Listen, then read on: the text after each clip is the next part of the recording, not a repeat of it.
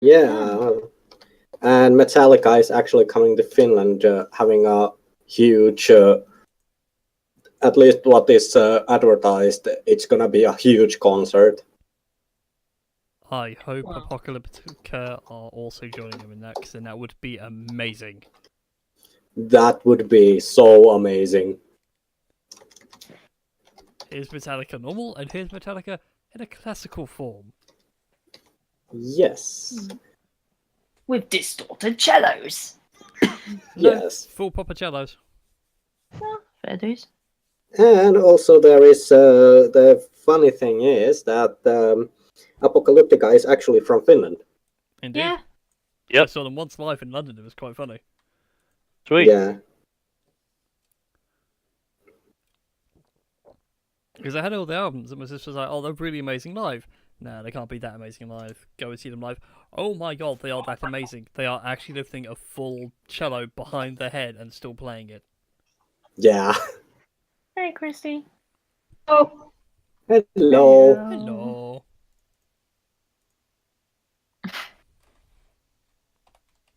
Oh, man. The Let's fun try. task of clearing up cat poo. Oh. 25 years ago today, we were graced by one of the greatest films ever made. Cool Oh. Runnings. Ah, fair dues. That's a film that will never be remade. Sadly, no, but my god, it's so good. Feel the rhythm. Feel the rhyme. Get on up. It's bobsleigh time. Cool Runnings. I'm a badass mother, but don't take no crap out of nobody. And I don't know why you sound Scottish. Yeah. You've got Jamaican man. You just think like you're a troll from Warcraft. Yes. Mate, I play troll in Warcraft, so it kind of makes sense. Again, it made more sense if it was like a group of dwarfs trying to hype each other up before charging into battle. Oh, I don't God. take no crap out of nobody.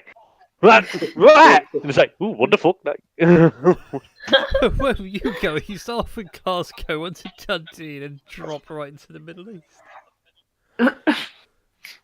I actually never knew this, but Alien Isolation actually has a woman protagonist. Yes. And there is an homage to the original Alien.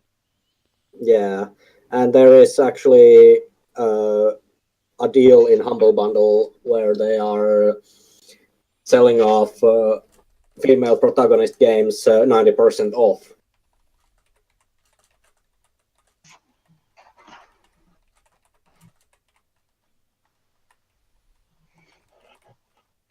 Which is actually kind of cool.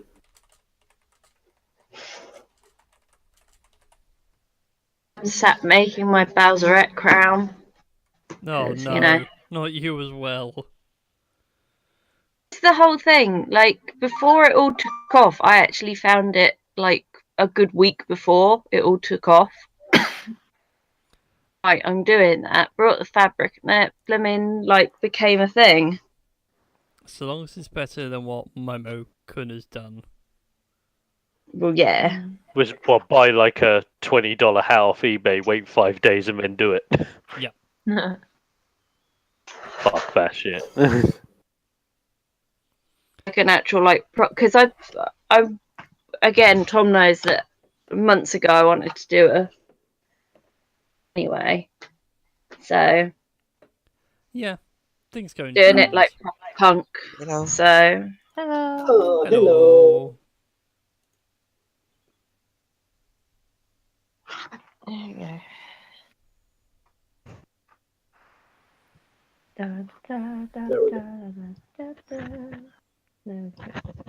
I have 4 windows on one screen. It has my XSplit, my Latch Tools, my Chatty, and Discord. I have been doing this since I started playing with you guys, because first of all, it was like I couldn't really tell who was talking. Now I know. just with the sound alone. Oh boy. Okay. Oh boy. So, we have to cross a river. Well, I was going to say, we have to cross a river with no bridge. Damn! There is a bridge. I forgot about it when I did the map up. And I can't remember what I called it in my Incarnate folder. It's in there, in amongst a whole load of other maps where I had an idea. Just went, oh, stupid, save it and come back to it later. Here, let me help you. Oh no. Hold on. Let me get extra large. Yes. Yeah. Here you go. Oh, Roll20 developers, if you're listening, can we have an option of disabling players drawing on maps? Oh, you got rid of all like the sharks and Yes. the wild animals and No. and the guards alligators.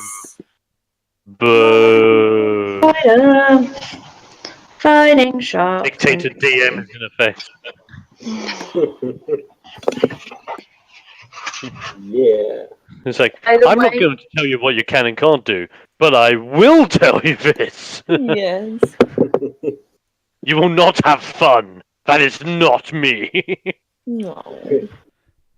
Yeah. Anyways, you were saying. I was just gonna say, by the way, Dom, me and Josh were talking today at work. He wanted to be called Megalodon. But I said, well, why does he just get called the Don? Oh shit! I like that. So like he's just called Vadon, but his full name is Megalodon. Yeah. Oh my Yeah, God. that's I'm gonna write that down and work on his thing when I'm back from work tomorrow, because that's perfect. yeah, think that's what like he was really gonna do. awesome. It was either that or AJ, because he liked AJ, the boxer. He went to go to see. Well, you know what? How about I'll bring this up with him when I get the chance, Yeah. but more than happy to have him called AJ Vadon. Damn. Because I Yeah. said, because he wanted to be called Tyrannosaurus Rex, and I was like, well, if you're like going like Nice. Megalodon Yeah, is like the actual. That works. And, That works really well. and a quick question, a little trivia from Family Guy. Oh. What is Meg's real complete name? Fuck knows. Megatron. Yes. Well, that's in disguise. I'm so glad I wasn't called Meg. It was a choice between Scarlet, Meg, and Christy. But yet none of them will suffice. I know when it came to my name, it was up in the air a lot. My sister, on the other hand, Mum instantly went to Samantha and then suddenly had paranoid thoughts of, what if she had a lisp? She'd be Samantha Fifth. No, couldn't have that. Yeah, could not have that. My parent. Yeah. So, Karen. My third name is Christian, but there is that it would have been my first name, but my parents were worried that it would be hard to learn to say it right. Oh. I need to save these 2 bits of paper for later. So that you will worry about what they are. Yes. A paper of many things. Yes, I'm secretly making a deck of many things, which I'm going to individually post to each of you. Like, just everything in your room is of many things. So you have, like, the A4 sheets of many things. I have a drawer of many papers. That's where a lot of my The bookcase. notes. The bookcase of many books. Actually, no, the Tom bookcase came behind up me with an is idea. a bookcase of a few books. What's Tom's mad idea? But we were telling you, a sex box called a box of toys What? of anything. Oh, What? Wow. That'd be good if you had a D&D themed Chatterbait account. Because you can get a D&D dice gag. I beg your pardon. Saying. Yeah, That's why I we were like actually saying, have seen it. It looks interesting to say the least. oh, shall we play some D&D? Yes. Well, this gets out of hand. So, welcome everybody to another Tales of Fumbles and Fortunes here on Tales of Gaming Addiction, a show where we sit around, play D&D or Roll20, and generally have a good time. So, for those that want a quick recap from last week and everything else, our wonderful band of heroes, who I think picked a party name at the end of the session, I can't really remember, decided to go about Embermine and start recruiting various peoples to their cause. So far, they managed to convince the council that, yes, war preparations need to be made, and that the best person to meet is a chap named Captain Walker, who is a mix, in my head, of several bad military commanders throughout history. Which led to the best NPC ever. Yeah. Man. Oh, yeah. Mm. I don't actually know were you here still, Brian, when I actually posted a little roleplay segment in Roll20? No. Well, the segment goes like this. Betros chuckles and whispers to Siren, should we be the arm breakers? And Tashi got a little... I will. I don't know how. I don't know when. But I will make sure you pay for that. I don't know how. But I will find a way. Oh, God. It's a party fighting. But you found out that Captain Yes. Walker and Dario were comrades in arms in the previous war that the human 3TCs all fought in and everything else. So he's more than willing to help out as long as Dario is involved. Ooh, sweet. Trying to go through my notes here just to try and summarise what went on, because a lot went on. Yeah. After that, individually, Dario got a new uniform. Betois went about trying to find extra hands to help you in Ruthin, which is your next stop, along with being handed a mysterious note after being bumped by an urchin. Marlon went about purchasing ingredients to try and make more sugary surprises. Zyron started looking more into the eye of Amaterasu and finding out that it's not really her eye, it's more her daddy's eye. Mm. And herself, and things got confusing. Yeah. And now it can be a person and not just an eye, and that trips me out. Yep. And I actually just now read the mysterious note. I'm not even logged in yet. Gasp. And lastly, Nil managed to develop a metal eye patch. Well, I say Nil developed a metal eye patch. I've just gone through the roll log and realised that Nil didn't develop the metal eye patch. No. Allsick developed the metal eye patch. Yes. Because I'm sad and embarrassing in smithing tools. I have a lot to learn. That you do, lad. That you do. Also, Tom's idea for the hidden blade was kind of funny. It was hilarious. Yeah. Like, oh yeah, the duct tape and the dinner knife. Yeah. Over the rest. Yes. If anything, we should be concerned because that means Tom's been part on the Ubisoft development team because that's come up in Assassin's Creed Odyssey. Yeah. Oh, yes. The Greek-style hidden blade is literally over the back of the rest, not underneath it like everybody else has. It's kind of weird. Oh. Also, that is a game I need to get. Also, I need to get Origins. I'd say skip Origins, just go get Odyssey, because Odyssey is basically like the full Origins deal by the look of it. Yeah, there is the little thing that I want to play through the whole franchise. Then by all means get Origins. It's still a good game, don't get me wrong. Yeah, it is. Although the Phylactetes will mess you up. Trust me, they will. And with that, at the end of my notes, I have party name is the Burning Soul. Yeah. Yes. Cool. Rebel name. Correct. Mm. Yeah, that sounds correct because I believe that was the name of our rebellion Yes. campaign. DM is pumped now because he got something right in his notes for once. Woo. So, with that, we shall pick up where you guys left off. You're currently in the town hall. Captain Walker's handed you all the necessary paperwork to get you across and into Ruthin to go see their lord and everything else to try and secure aid. So, gentlemen and ladies, what would you like to do? We're off to see the Ruthin. We're off to see Ruthin and Dodd. Yeah. I believe our best bet would be to go to Ruthin.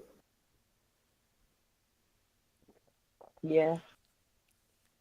I mean, we have the info. We just need to get the people, and once we have the people, we fight. Well, I mean, Or more so, you guys fight, and I just play music in the background. Well. Yeah. And I take my trusty bow and shoot Mothers in the head behind the Siren's back. There you go. See, we're winning the war already. Yes. haven't even started yet. But we have already won it. There you go. Anyway, I suppose we should cross this most stable bridge known to man, in which nothing can possibly break it. Yeah, which is such a convincing bridge. Yes. And which is below the Anvil of Doom. I was going to ask you part on the Anvil of Doom because I was trying to think of a name for that lake, and now you've given it. It's Anvil Lake. Ah, Sweet. Sweet. Actually, that's actually pretty cool. I like that. Can Photoshop that to make it look more like an anvil. Yes. And every time I read that name, it reminds me of Futurama and the alien newscaster. Morbo. Doom to all you worthless humans. Anyway, it's going to take you a couple of days to get to Ruthin, or a day if you force the march, but that's entirely down to you guys if you want to hoof it, or just take your sweet merry time. What do you want to say, merry time or hoof? I mean, on the one hand, who knows if Valencia is going to be like, right, we go to war right now, sort of thing. But at the same time, should we flip a coin for it? Yeah, that might be the best idea. Yes. I mean, Tom and Christy, what do you think? Who forget? coin. Leave it to chance. Okay. We'll game for coin. Okay then. Alright then, flip a coin, good sirs, ma'am. Okay. Let fate decide. I whip a coin out from like my pocket, ready to do the flips. Yes. Pull out the necessary silver coin And flip but, it away. but as I'm preparing it, Batois just does it for me. Thanks, Batois. Yeah. I'm just trying to make it really flamboyant with prestidigitation, and Batois like, we're doing this. Oh, god damn it! I'm doing this. Let's do this. Oh. So, what does the coin say, oh mighty Batois? I believe we could saunter into Ruthin. Like, so are we sauntering in quickly, or are we going to take our sweet time about it? We could take our time. Preferably. Okay. Unless Okay. there is a messenger who will inform us that we are having a kind of a hurry because the troops are approaching. That's not a bad shout. That's not a bad idea. I was gonna say since Betois is probably the only person who's more front line than anything, we probably should hire someone to go up front and personal with enemies as well. Yes. So I don't know how everyone else feels about that. Are you saying that my best friend Handy isn't good in this situation? Just casts Mage Hand and he's just like like doing like one of those like swanky sassy clicks. Oh, the Well, 3-click. oh yeah. Well, I mean, not that I'm criticizing your magical musical prowess and all, but most of us are pretty much ranged, kind of spellcaster fighters sort of people. And Betois is probably the only person who can actually get near. Even then he uses a bow and arrow most of the time. Yes. No offense, Betois. No offense taken. I'm proud of my bowmanship. Yeah. So I don't know whether it would be worth hiring someone here or whether we should go to Ruthin and find someone. Who knows? I would say Ruthin under the grounds that the guys like Embermine's still trying to fix itself after what happened last time. So they need all the people that could probably defend themselves right now. Yeah, that's fair. All right then. We'll go to Rutham and see whether we can find someone. Yes. Yes. Alright then.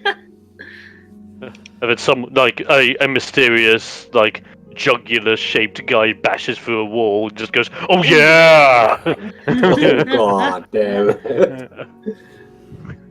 Yeah. Are we playing D&D or is this Family Guy ripoff? It's a Family Guy ripoff. Yeah. This is what the show has devolved into. Yeah, pretty much. God. Ugh. Yeah. So, what's your plan? Sorry, I was going through notes and making adjustments. Ruthin, tell him about incoming war, get a hire. Yeah.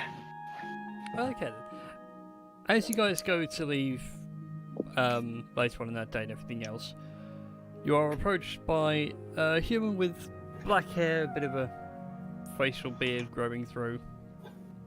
Seems to be getting ready for fully growing it out. Sort of think early Blackbeard, if you will. Over his shoulder he's got a shield slung over, he's got a short sword to his side, a short bow over the other shoulder. Dressed in a nice military uniform. Walks past you all but goes straight to Dario and holds out his hand and says,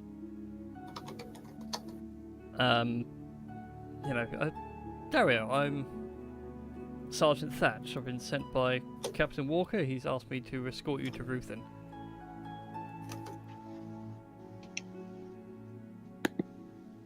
Lead the way. Okay then. And he joins your party. You guys now have an NPC. Woo! Sweet. Sergeant Thatcher. Sergeant Thatcher. Right, Thatch. He's going to die so quick. They go, don't worry, lads. I've got Now, Sergeant Thatch, could you possibly just wear this red shirt? finally, takes off his nice white ruffled shirt and puts on a Starfleet red shirt. Just so we know who goes first into the breach. I mean, it is the colours as well of the rebellion. I'd be going first through the breach, sir. That's why I've been sent to come with you. The shirt's Aw. nice. Ah. though. Rather comfortable Oh. fit. Oh yes, it looks very good on you. Just goes over to Neil. He's gonna freaking die.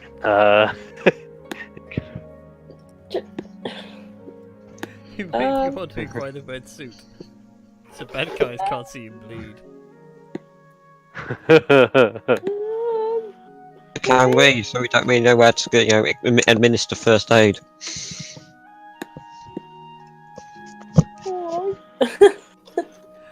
Okay, so as you guys saunter over towards Ruthin, there are no villages or farmsteads on the way, so it's dead straight road, over the bridges, across the river. Everything is calm and peaceful. So for the first night, as you guys make camp, who is taking what watch and when?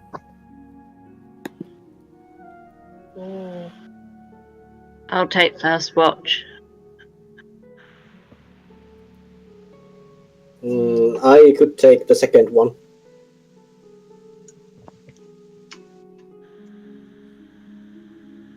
I don't mind taking the third watch. With my one eye. Yes. Also, do you have dark vision? I do have dark vision. Sweet. In the one-eyed dark vision. The one-eyed dark vision, yes. Third watch and at your second eye. All honesty, one-eyed dark vision should totally be like a pub in like a very seedy street. Yeah.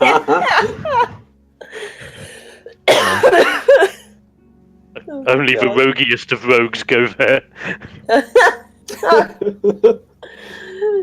Oh god. So I mean, if anyone else is offering to take third watch, I don't mind. I'll do it. You stand back with your one eye.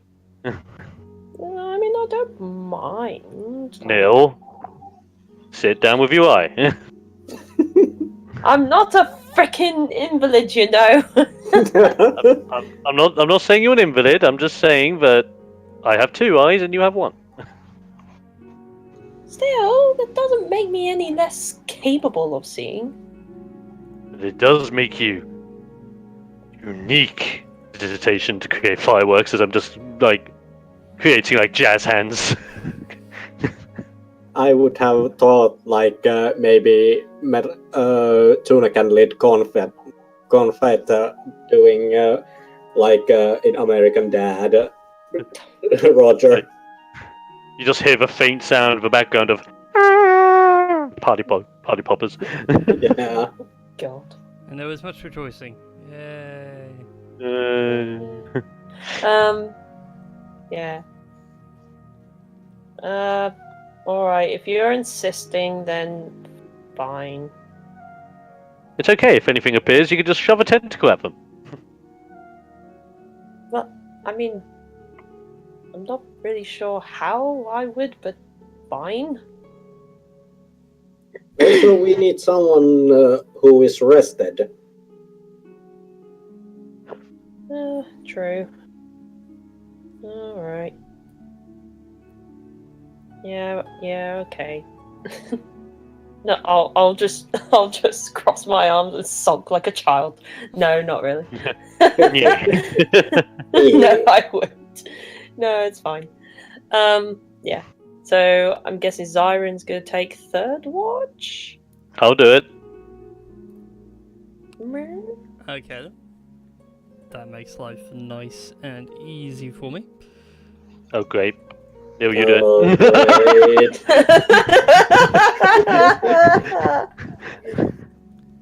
That's fine. It's all going to be fine in the end. So, as you guys settle down to rest for the night, Marlon, could you be so kind and roll for me a perception check? Secretly a death save. Not that mean.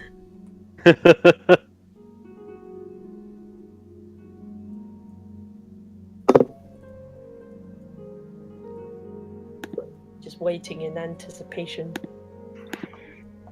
to see Yes. what thy dragonborn eye see.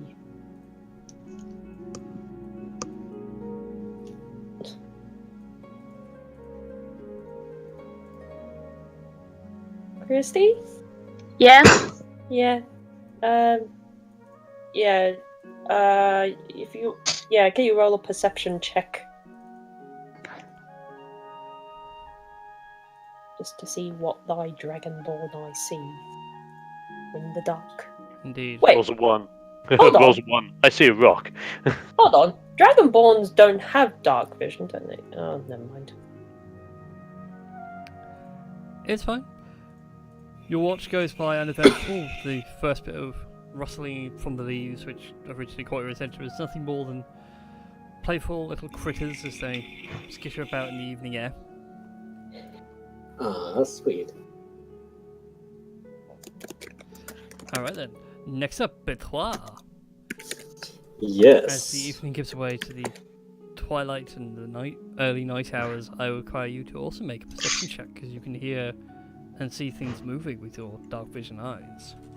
Yes. I'm taking a nap at this point, and you just hear me like snort out, "The baby." As if I remind you.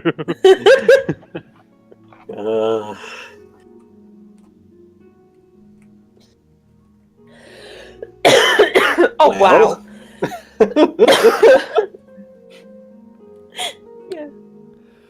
You find yourself sitting outside of the universe itself. The world no longer a smooth curve, just a flat, simple table.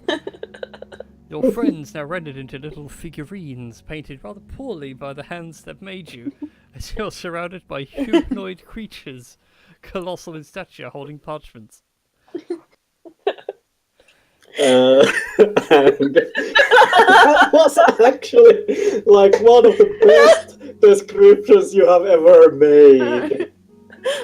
I take no credit for that. That was literally like a Facebook post yonks ago for what happens when someone rolls the maximum possible perception. Okay. So you realise you're in a game of D&D. Yeah. No, as you sit there and the nights roll in, the stars have come out to the start of night. You see a couple of shooting stars whiz past in the night sky, and you feel that the next day is going to be a nice day. Plenty of sun, Yes. blue skies, no rain. But you do notice something far off on the horizon. Look like humanoid figures, but you can't tell friend or foe, just travellers trying to make that couple of extra hours before they too have to rest for the night. I keep an eye out, and if they are coming closer, then I will wake up the party.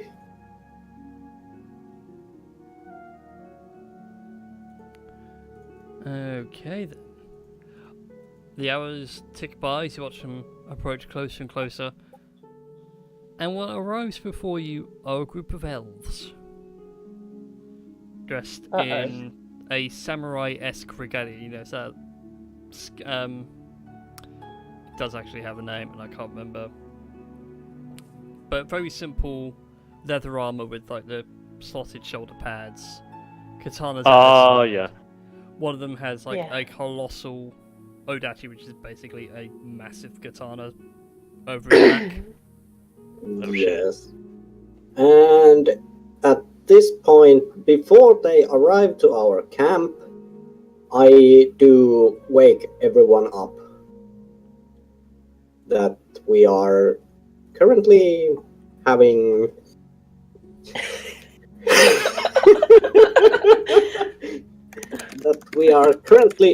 a possibility of confrontation or a pleasant acquaintance.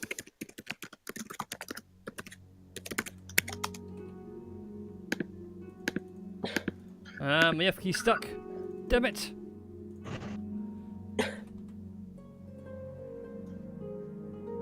And somewhere I did have tokens for these, but I've lost them. No. No. Oh well, these will have to do.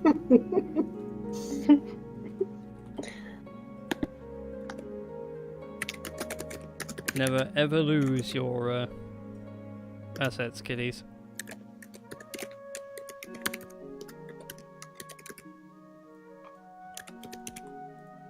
Actually, these look better. These look much, much better.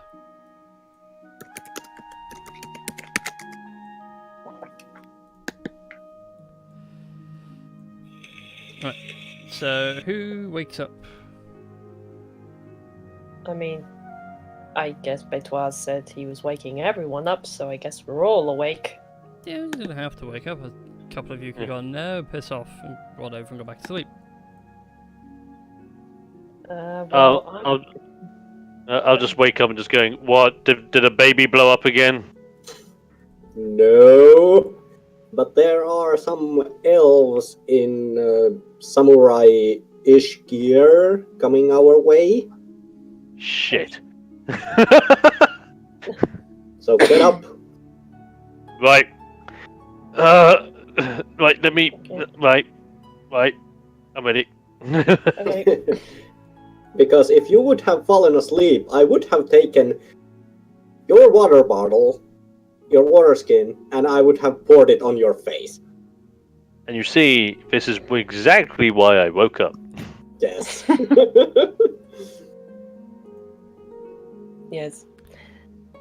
Again, as you guys wake up, this is when the elves start to approach you, and they start talking to you in Elvish. Now, to my knowledge, anyone that understands is Zyron, but feel free to correct me.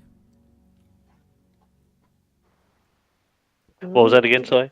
Who speaks Elvish in the party? Zyron? Marlon? Definitely me, yeah. I speak Sylvan, but I don't speak Elvish. Yeah, so you get some of the conversation, but not a huge amount. Yeah. But I think that's it. So, mainly this is for Marlon and Zyron. They start saying to you, you strangers on the road, what purpose do you have out here in the wilderness? We are... well, I think Siren or Marlon should speak. And there you go. I'll bring you guys over to the map I have prepared. Oh god. So what's happening? A group of elves have approached you in the night. Betoise saw them coming yonks ago. Has woken you up and has told you all, hey, some dudes are coming, and now they're asking you, why are you on the side of the road? What purpose have you this far out from the cities?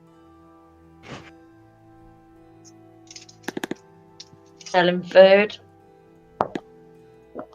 Produces a jar of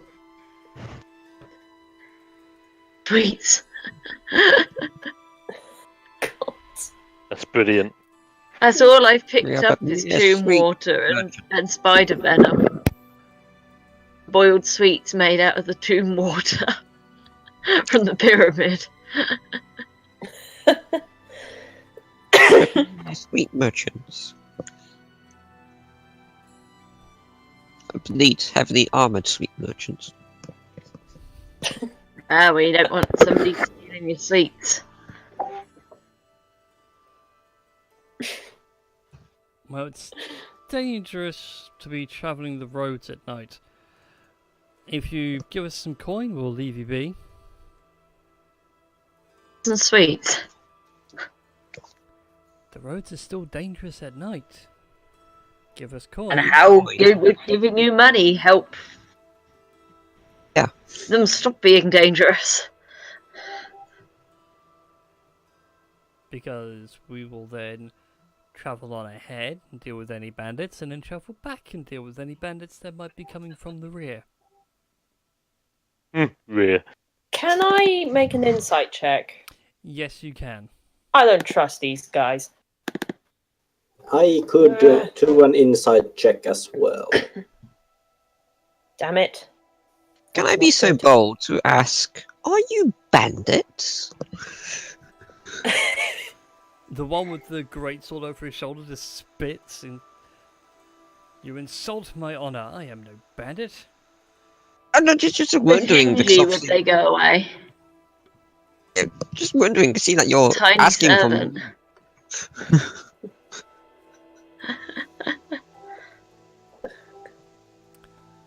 So what was that? Sorry, Chris, you and Tom started overlapping in my audio then. I said if I offered to make them a tiny gingy, would they go away?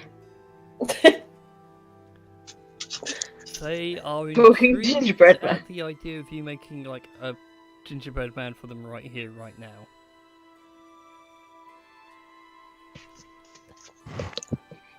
We can bribe them with gingerbread. They are welcome to see what you have to offer. What do I need to do? If you go right and oh, good. At this point, actually, what does cooking fall under? Ooh. Medicine or nature?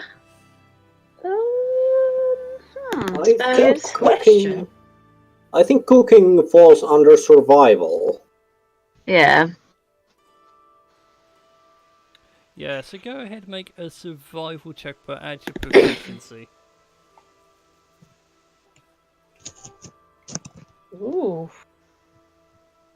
Oh, that's good. that's good. That's very good. +2 next to it, so I'm guessing that's proficiency. +2 from wisdom, and then your character's proficiency, which is +3 now, so it's 20. Yeah. 8, 9, 20. Lovely. Yeah. You make a delicious array of, whilst it's not necessarily gingy, the miniature servant, you have made like dough versions of gingy out of some ingredients that you bought in town, so you've made like little soft versions which they take and quite happily eat and suddenly pick up on the fact that some of those ingredients are spider venom and 2 water. A couple of them recoil, but they try and keep their manners and go, "This is nice. Very nice." They turn to the guy in the middle with the grapes. I was like, "Don't eat it, sir. Don't eat it. It's bad for you. Really bad. But it's nice. Very nice." Right. For Siren and Nil, with your insight checks, they are not bandits as such, but they certainly are. Mercenaries. Yeah, mercenaries that are very far behind enemy lines. Hmm. Should actually move these guys a bit closer because they're by the fire with you all. I was going to say, it's like, join us, friends. We are also fellow haters of bandits. Stay a while and listen. Oh god damn it.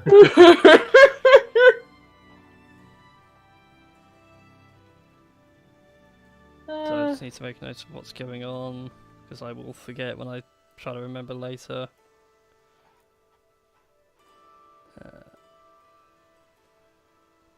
But still, Zyron and Neil, you two are the only ones that are fully aware that their intentions are to cause harm to you, not protect you in any way. So what do you guys wish to do? They're currently nomming on the bread. Well, 2 of them are nomming on the bread, and this is kind of like... This is like sour cornbread.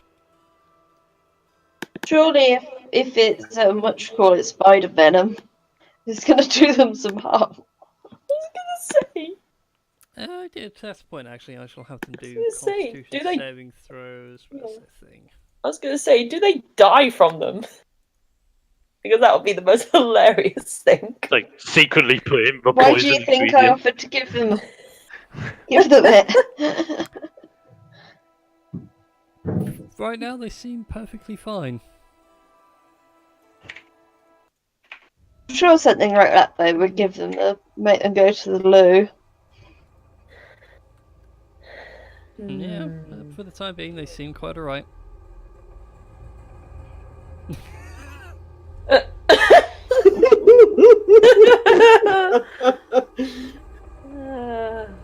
Boy. Oh, yeah. So, yeah, Siren, are you thinking what I'm thinking about those guys? Well, you tell me what you're thinking at the moment. I'm really admiring the silverware. I mean, look at that goddamn sword. Yeah, the silverware may likely be used against us. I don't think they're there to protect us or anything Well, like that. Well, no, they're eating the treats. They hate bandits. Unless there's a bounty on our heads, I doubt they want anything to do with us. It's at this time when I will ask for DM, do we have a bounty on our heads? As far as you're aware, you don't have a bounty on your heads. And Betwise, actually, because he's so close to Nil and Siren, he just kind of turns his ears back and just listens a bit. I'm just thinking, I'm just thinking, like you're that kind of evil asshole where you just take out a piece of paper, quickly make a wanted sign, is like, it's them.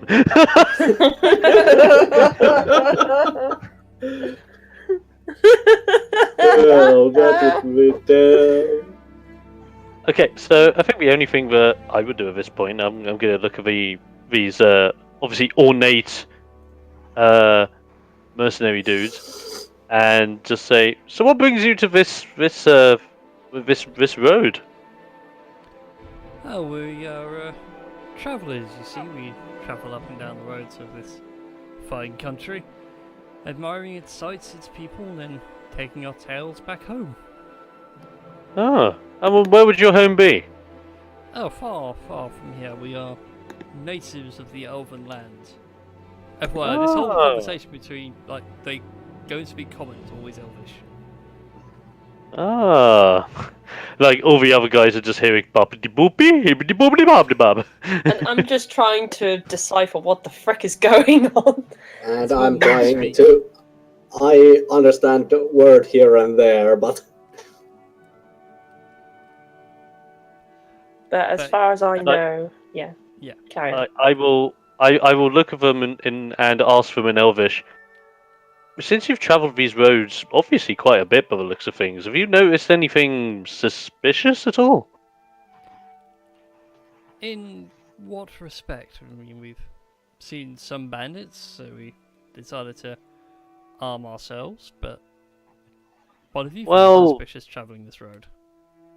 Well, we've found nothing suspicious as of yet. I've just heard rumours of an item of sorts. It's strange. Not a lot of people have heard of it, but apparently there's rumours going around that there is a eye dropped from a god that has landed somewhere. But this eye could be a person. This person could be almost godlike in power. I don't know if anyone's suspicious. That may be a little bit too, I don't know, hidey. Might have been on the road. The one with the great sword in the middle chuckles and just goes, "Oh, that's a fairy tale. It's been passed around from campfire to campfire to keep adventurers looking, to keep us all exploring." I mean, it's one reason why I'm exploring. I know that for a fact. Then you're a fool. Well, they did call me the fool back at the bar college, so I'm still keeping that up. Indeed. Well, they start to leave, and thank you for the meal and everything. It was interesting. We hope to see you again on the road further on. Yes. And with that, they walk back to their horses, which are on the south part of this map, mount up, and then ride on past you all, seemingly out of sight. Well, they were nice. Oh, yeah, I should probably explain to the guys what was spoken in Elvish. Yeah. So I just said to them, well, they're foreigners. Well, I could guess that much. But apparently they travel the roads all the time. Nothing suspicious has happened. There's been about a few bandits here and there, but they've just said they explore up and down the roads, meet up with people, and then share the stories wherever they go. So now they'll probably share the story of the nice group of adventurers that gave them biscuits.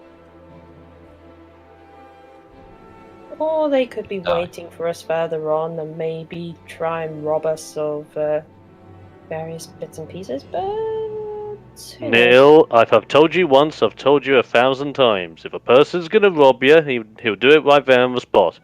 And if he does it later on, that's when you can really get mad and go on a massive killing spree just trying to find the one person, killing a ton of other people, and not regarding your safety whatsoever.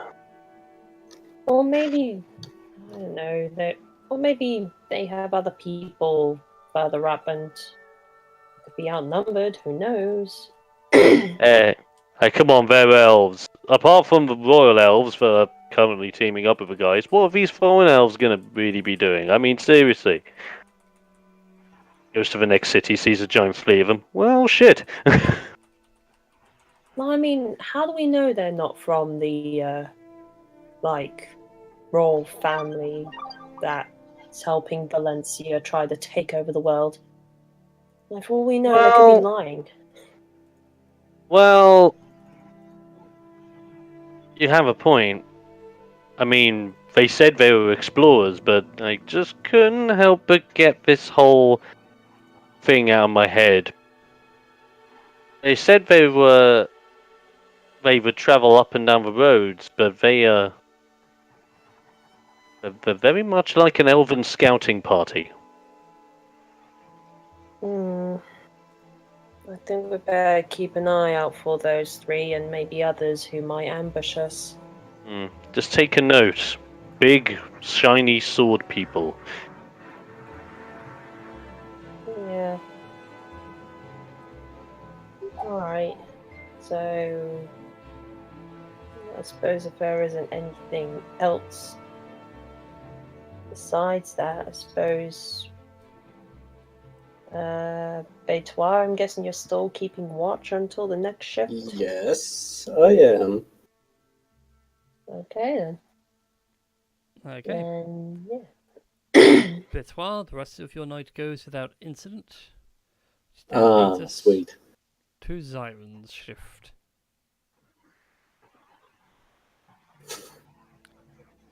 Here we go. Dear sweet little Zyron. Oh shit. Could you make for me, please, a wisdom saving throw? Fuck. What? I'm gonna be. What? I'm gonna have a trippy visit. Let's go. Or not. Set a saving throw, not a check. Oh, sorry. Oh shit. That's my bad. The yellow Huh? button.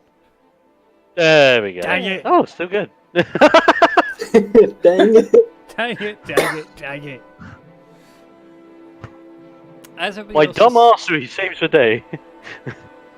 As everybody else has gone to sleep, and you sit there in the remnants of the campfire watching the stars slowly move across the night sky, you hear a faint voice in the wind just whisper, "Walk."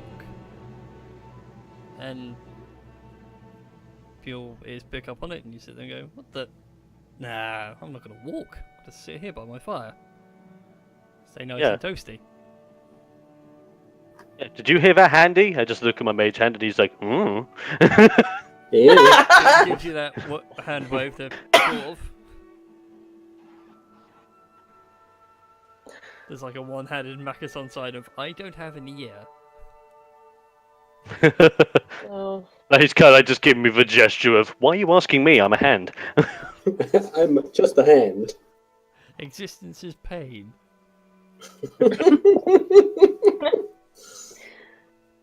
But otherwise, your night goes uneventful. Sweet. And with that, dawn breaks upon you all. It's a bit of a brisk morning. Birds are tweeting, everyone's, well, all the critters and such are moving across in the brush quite happily. Sweet. And you guys make the rest of the trip to Ruthin unabated. Woo! Brilliant. As you arrive in Ruthin, to which, sorry, I don't have a city map for as of yet. I just can't find a design I'm always happy with. I keep going there, rebuild. Fair enough. But just to give you an idea, like as you approach the city, it's kind of split in two halves. One half of it sits up on the hillside, and is, from where you guys can see, like a complete mesh of buildings. Some of them are even like haphazardly built one into the other, sort of that kind of Lego house sort of thing. Oh, yeah. So you get all these like different archways at different levels. Some just seem to jut out into the middle of nowhere, turn left. Real old town sort of feel to it. And everything else. The other half of the city is where you guys come in at, and it's much more open and spaced out. It's wide enough for 2 carts to go side by side with plenty of room down the middle. For foot traffic either side. Much more metropolitan in feel, so you've got a whole mix of different architectural styles in the buildings. Some of them are Tudor-esque, some are a bit more Norse and Viking in style. So much stouter, much longer. And as you go through the city and everything else, a lot of the citizens who are mostly human, there are a couple of dwarves in about the place as well, and they look at you and you can hear various whispers of people going, oh, who are they? It's been a while since we've had travellers come this far. Look, that one's green. Must be a half-orc. Oh god, they got a lizard one with them as well. All sorts of racial things against the non-human of you lot. Until eventually you're greeted by a member of the town guard who wears thick, raw leather with an embrazen, an embossed symbol for Ruthin, which is of a hammer on an anvil as their town sigil. And he stops you all and asks, what's your purpose here in town today?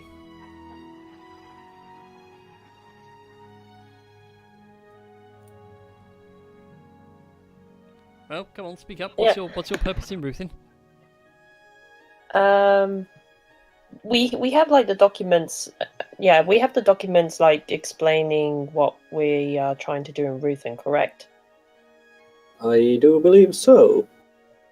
That you Okay. Yeah. So, who has the documents, or is it just in the bag? Dario has the documents.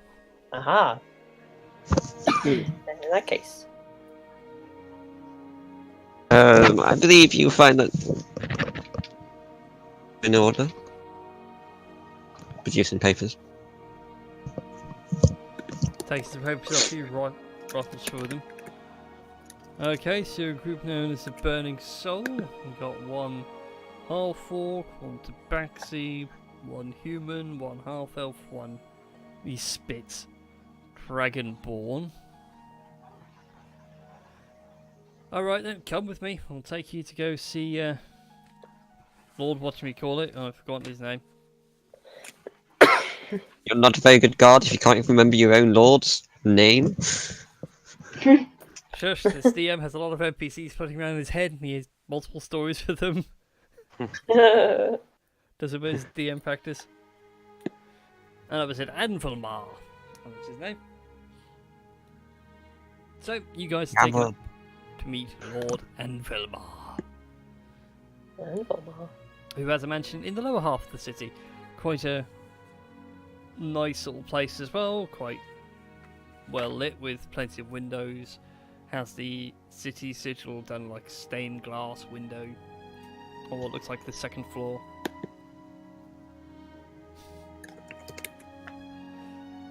It's well within Ruthin's reach. It's their territory. They can name things what they like. That might be a shared lake. Might be a mutual agreement. But you guys are led in, and before you, it's like a pseudo-style throne room instead of an entry hall. So there's a long table that's been laid out with various places for nobles and other important officials to sit at. At the far end sits a throne, in which you see a very rotund built man think like Robert Baratheon from Game of Thrones, only more muscular fat, not pork belly fat. Okay. If that works in the description. Yeah. Alright. And he sits there and sighing away, going, I don't care about the bloody dwarves. Just give them the gold, shut them up, and then get them off the coastline for the love of God. It's bad enough that now we're gonna have an envoy from... Oh, and here they are. The blooming envoys from elsewhere in the world. Just as for you all to come in. I suppose we all shuffle in. So, I shuffle in, but I just say under my breath towards Neil, someone's a little edgy.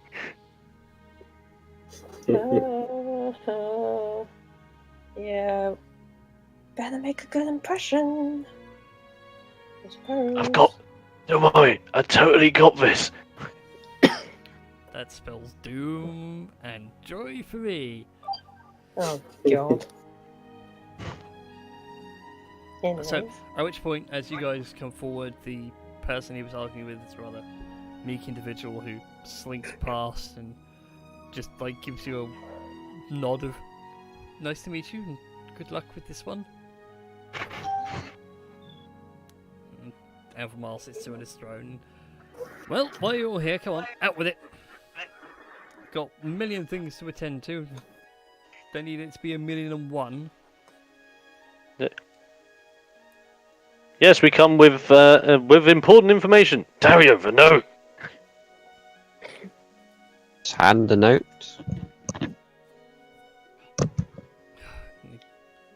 Snaps a note from you, reads it, and it says, hereby decreed. That old fool thinks he can command me?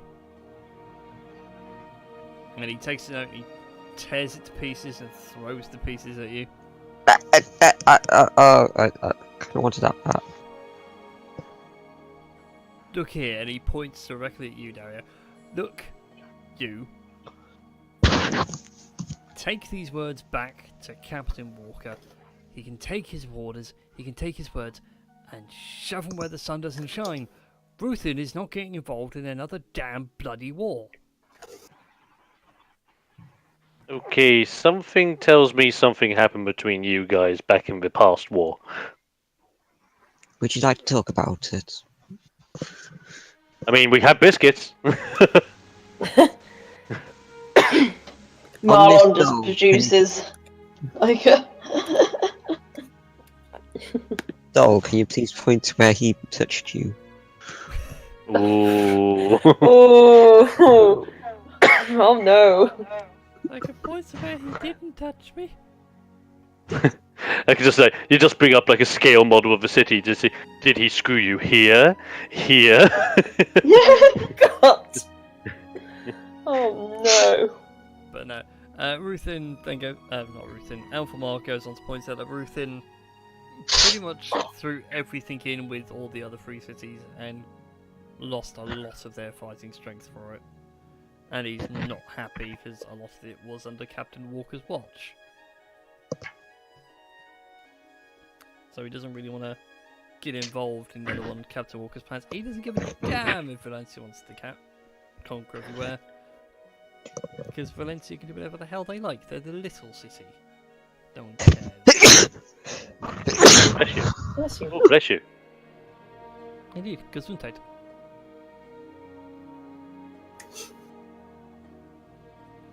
So yeah, Valencia can go and blast itself to the 9 hells for all he cares.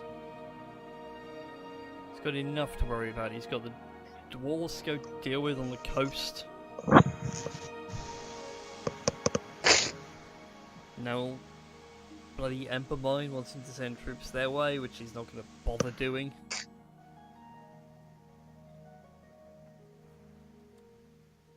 Well, yeah, sorry, you were going to say. Anything proposed, say it now, or otherwise, piss off.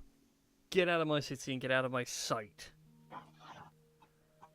You said you And we could do any jobs for you.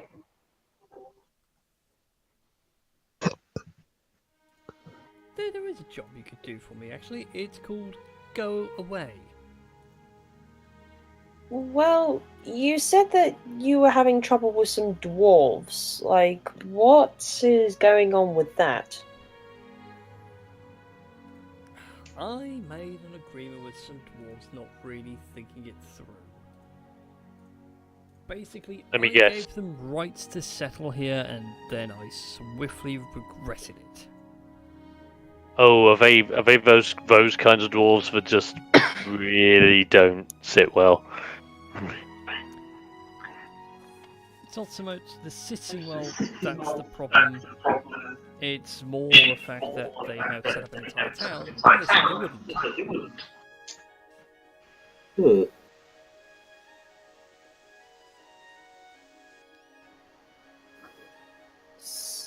Sorry, could you say that bit again, Brian? Like, the dwarves were promised a small portion of land, but now they've actually made like a full-blown town. Oh, So it's basically a dwarven shanty town. Oh no, it's not a shanty town. It's like fully walled and supplied and everything. Oh shit! Gone It's from, like a fortified dwarven town. gone from little expedition camp to town in the space of 6 months. It's practically so- an invasion. that I've Okay, let so sit I'll on my look- doorstep. Okay, I'll look at him and I'll just go like, so these dwarves that you originally let into your city, they're not the kind of dwarves that would, I don't know, make agreements with another major city to try and usurp other cities from underneath them. You really don't know much about dwarves, do you? I'm a half elf. What do you expect? I just about barely understand anything about being a human and or elf. Understandable, I suppose. No, these are home dwarves. Come from their own kingdom to the north. They've decided that they need to explore the world that so nearly fell some years ago. I was only a boy when it happened, didn't really pay much attention to it then. Don't care much about it now. But they're insisting that there are places they need to uncover and explore. And one of them's right here in my own territory, but I can't find head nor tail of it in our archives. But they're insisting it's there, so we said, have a small camp. It's now a full-blown town. Okay, so they're basically you let them in here because you're led to believe that they are on the search for something that should be here, but has taken them 6 months, and in that time they've basically taken a big chunk of your city to themselves. No, not the city. They've got a place west of here. I blame my father. He agreed to this whole stupid thing, which is in our legal system called a Dane law. Right. I say that as if I know what a Dane law is. would I know what? Make a history check, Nell. Okay. Because, well, I could try. lovely. Oh, never mind. Nil, you know what a Dane law is? Basically, it's like the dwarves that have settled, their chieftain is legally a lord in Ruthin.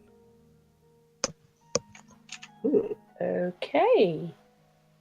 So, in this whole Alright. council setup thing, he has a right to be here, a right for his voice to be heard, and his votes count, even though he doesn't interact with the city in any way. Okay. Fair dues. So as opposed to bribing the dwarves away, they literally just gave land and a title.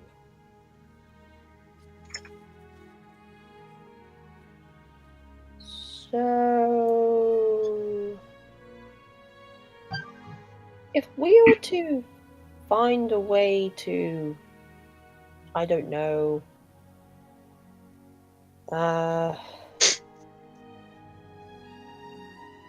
yeah, sorry, my brain's sort of tapping out like, what? So if we find a way to help the dwarves find this thing, maybe they'd leave? Or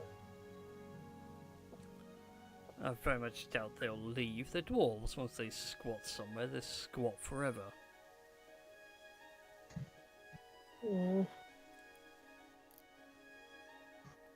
Okay. Yeah, I turned to like everyone else, like, guys, what do you make of this? Like, I mean, Bit of a sticky wicket. Yes.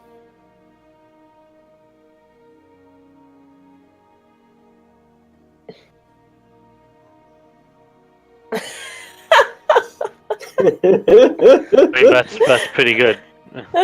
That is.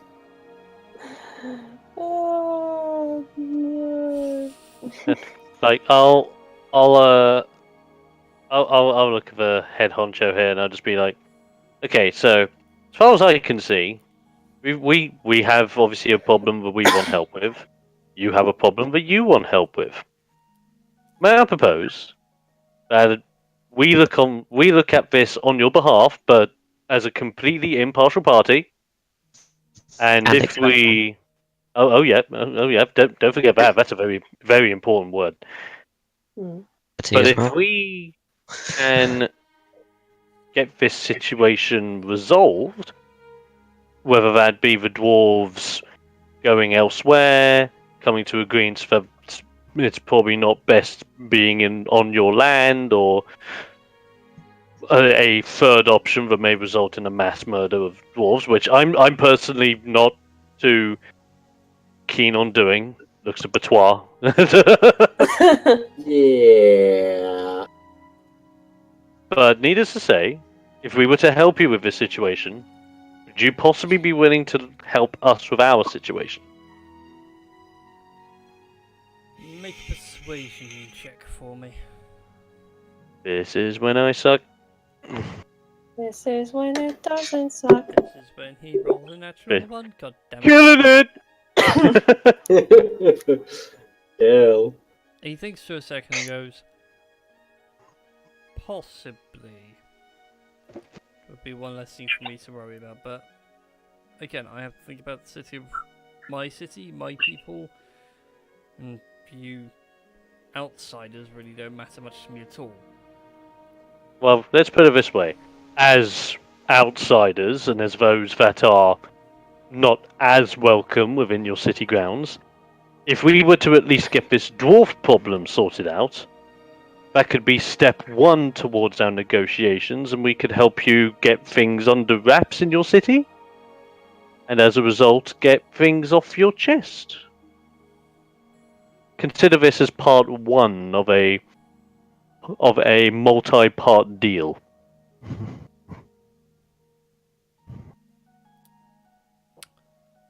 Fine, but you'll be on your own. You cannot request the help of my city guard or anyone else of that nature.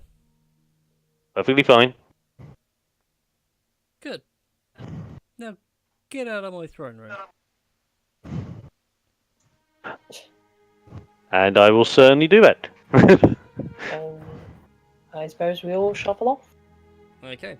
As you guys Yeah. go to leave, the doors are opened for you, and as you walk out, you notice that the three elves that you met earlier are walking in, Oh, Oh. but much nicer dressed. Oh, it's those guys. Bastards! I'm gonna look up the one that I remember that had the big sword and just go, "Hey, you don't have your big sword on you." They don't pay you any attention. Just walk through. Doors are So- closed behind you. And you can just faintly hear the muffled startings of a conversation. That's very rude. So, Siren, should we go to look for some shops with hats?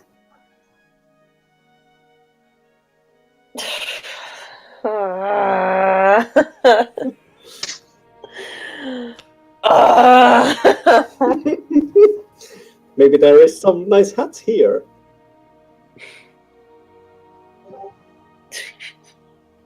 As you're all discussing this, though, Sergeant Thatcher looks you all across and then salutes Dario and goes, "If you need my assistance further, Mr. Dario, I will be in the pub known as the Forge." It's a bit misleading, but apparently it does good drink in the city according to the captain, so I'm gonna go there and rent a room and everything. If you need me, I'll be in there.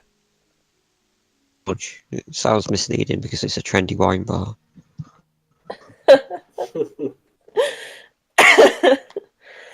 Don't like the line, but whatever. Apparently the captain has a room permanently rented there. Oh. Ooh. Anyway, I'll see you all later. And he wanders off to try and find where this place is. So what do the rest of you wish to do? I will go to look for the hat shop. Of course. Of course, why not? Marlon's gonna go and get some actual ingredients for stuff. Poisonous. Okay. Yeah. Could both of you make investigation checks for me? Yes. Okay. And investigation. Well. Marlon, we'll start with you. You managed to go around and getting basic baking ingredients and cooking ingredients is easy. This town is happily well supplied food-wise. Not even going to cost you that much money on the grand scheme of things. Specialist ingredient-wise, they have got ingredients for such things like cherry bombs and other sorts of arcane-infused sweets. To which I do actually have a pre-generated list of them. Sweet. Very nice. The arcane infused sweets. Yeah, I'll have to upload the list to Roll20 and everything, but real quick run through, there's cherry bombs, lacerating sweets, a couple of chocolate spiders, and licorice worms and things like that. A bag of each is going to cost you about 5 gold a time. Yeah. So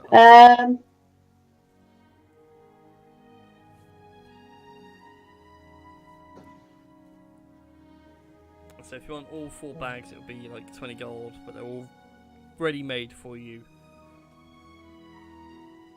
So the lacerating sweets. What does the cherry ones do anything? The cherry ones are basically mini fireballs. So you eat one as an action, it allows you to cast a really weakened version of fireball. And the laceration.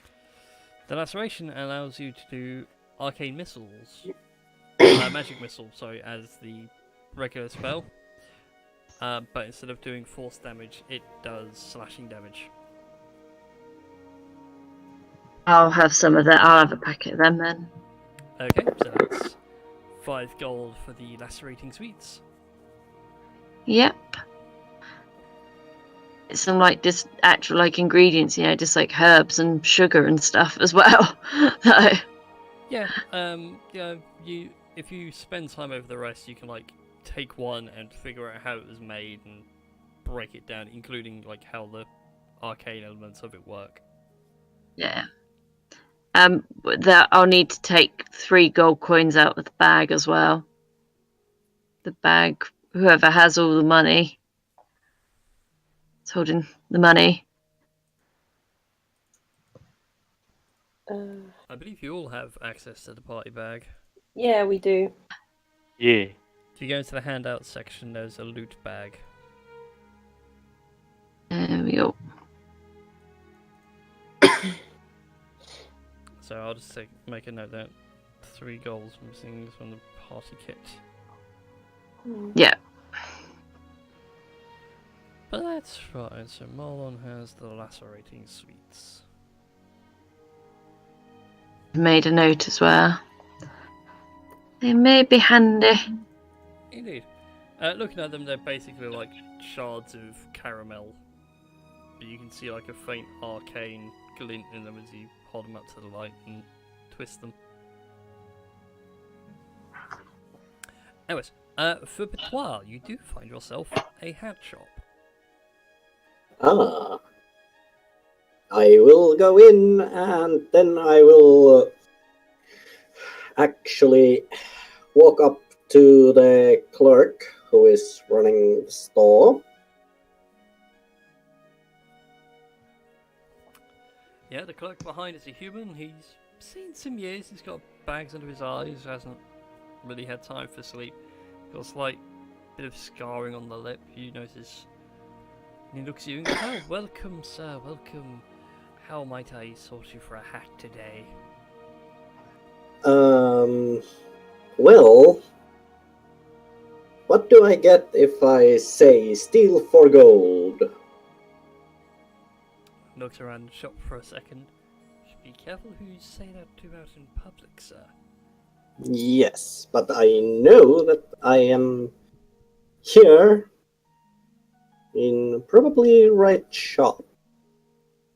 And And he, as you're saying now, he pulls out a fairly large box itself and opens it and reveals various poisons and ways of applying it to blades and arrow tips. For the right price, steel is always better than gold. How much are we talking about currently? The poisons will run you a hefty 100 gold, Okay. but you can apply it to 100 arrows or 1 weapon, and then for the next several hours they deal poison damage as opposed to piercing damage or slashing damage or whatever. Mm-hmm. And he does also have a small vial in which there is it's like a thick gel, and you can see like it's got shards of silver and other bright metals in it. And he points out that this vial in particular is one of my personal favourites. It's very expensive though. It's going to be around about 2,000 gold pieces for this particular. Apply it to a whetstone, sharpen your blade. Your blade is magically sharpened for the next 24 hours. Very good piercing armor. I do feel like I could take the 100 gold one. The 100 gold offering you have here. And I need to go to the loot bag. Like, I need 100 gold.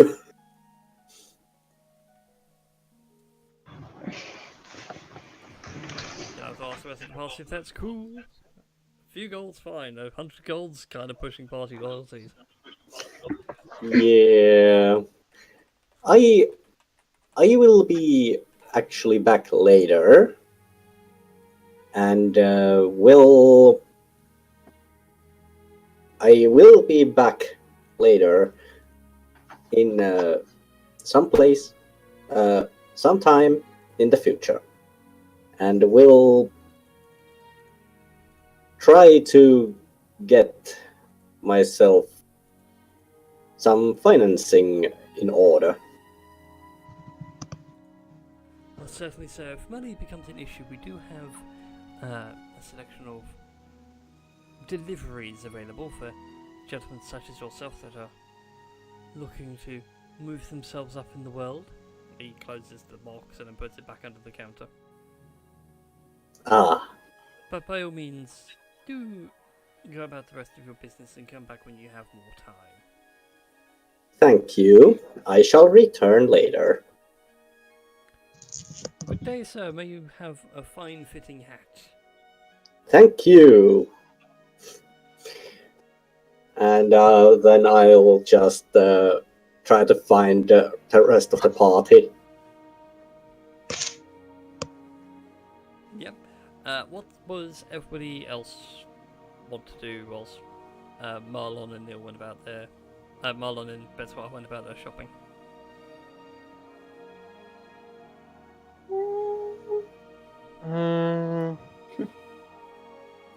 Choices.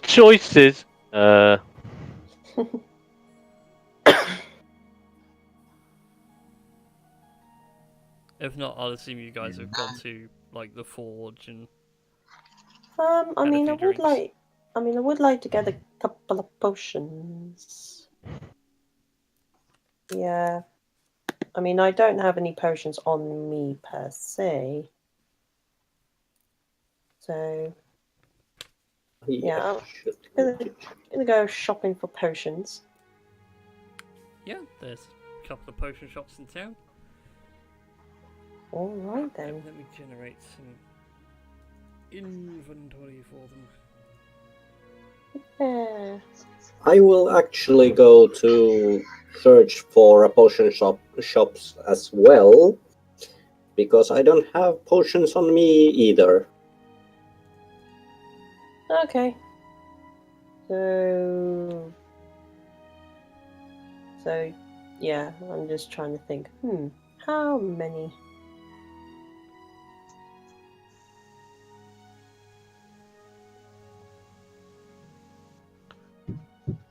Okay, I have a nice little inventory delivered for them.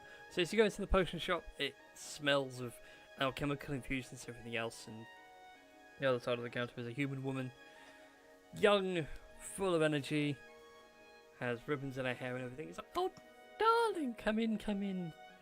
How can I help you today?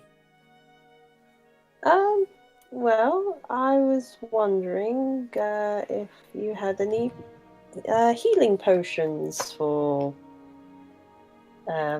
me at all, or at least on sale. Of course, we've got plenty of healing potions for you. Plenty of healing potions. Do you like them in a particular size? We've got the little ones here for the adventuring sort, or for those that, like yourself, slaps you heartily on the arm, can take a few more hits than the average man. We do have slightly larger ones. Yeah, I do flinch as this sort of like hit me on the arm, and like well, what sort of sizes do you have? Yeah. Currently, she has in stock, if you want to buy her out completely, 6 potions of healing. Mm. The common ones. She has 5 greater healings. Okay. And she's just finished brewing up a superior. Oh, yeah. How much are the superior ones again?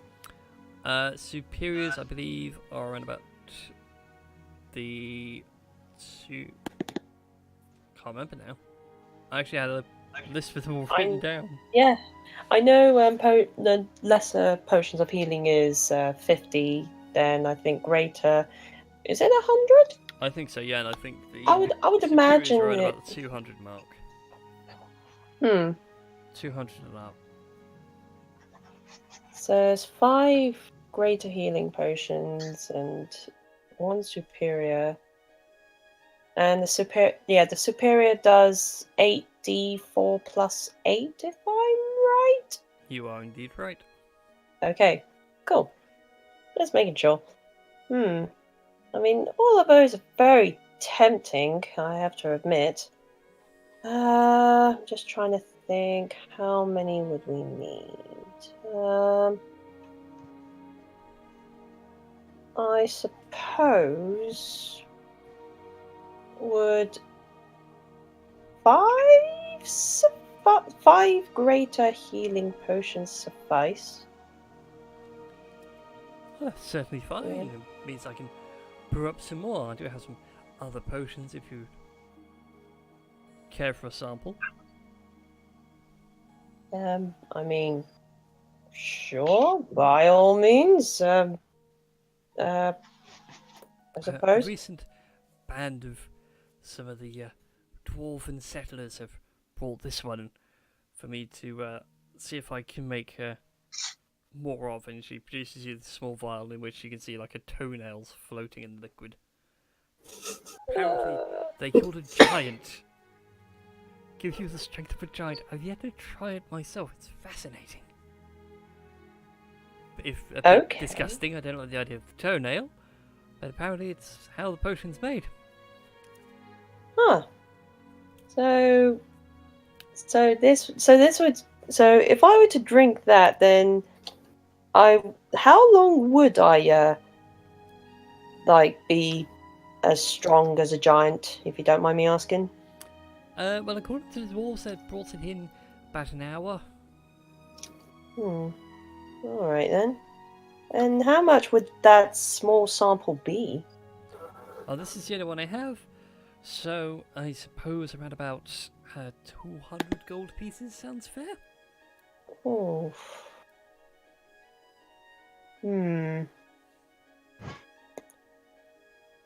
That is tempting. That is very tempting. It can be better if it I makes mean- things a little quicker. Yeah. Yeah. Yeah, so as you're going over all this blasting, the door rings as Betoir walks on in. Oh, She looks over hello, and goes, Neil. I'll be with you in a second, cat person. He's a friend of mine. He's with me. Oh, travelling companions, how fun. Yeah. I was just taking a look at these. Well, I was taking a look at this potion of giant strength. It's apparently supposed to make you really strong for an hour or so. Interesting, interesting. But I was also thinking we should get like a five potions of greater healing, if my memory was correct. Yeah, like 5 potions of greater healing. I mean, it would be one for each of us. Yes. Yeah. So How much was the price on it? for the potions of greater healing or the giant Greater healing. strength potion. Oh, I think it's 100 gold pieces each. So that will be 500 gold in total. And the Yeah. potion of giant strength is like 200 gold pieces. It's really expensive. Yes, it is. And I found something I would like to buy myself. It's only 100, but it would help our party a lot. Okay. How much is this thing that you want to get? It's 100 gold pieces. 100 gold pieces. I mean, I suppose we have enough in our inventory to kind of get what you need. Yeah. I mean, I would say with the party gold, I mean, Yeah, of course. as long as it's not infringing on anyone else's sort of half of it, that is sort of within your like amount of it, like don't worry kind of thing. Yeah, it's just I'm I mean, thinking if we get like divided between all of us, so yeah, because I was thinking if we get like the 5 potions of greater healing, we'd all have at least 1 each. I mean, like it. I mean, you got to think the money is not of that 3,000 Yeah, of course. yourself. Is sort of like a. I don't know what's 3,000 divided by 5, but you know what I mean. No, that's fair. The amount of per person is 636.6 gold. Yeah, And so that's this what is- I'm saying. So you've got to think that it's Yeah. out of your 600. Yes. Yeah.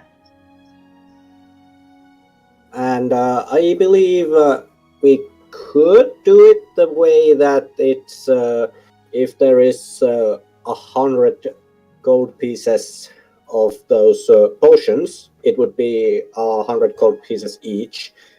Or is it like it's from the...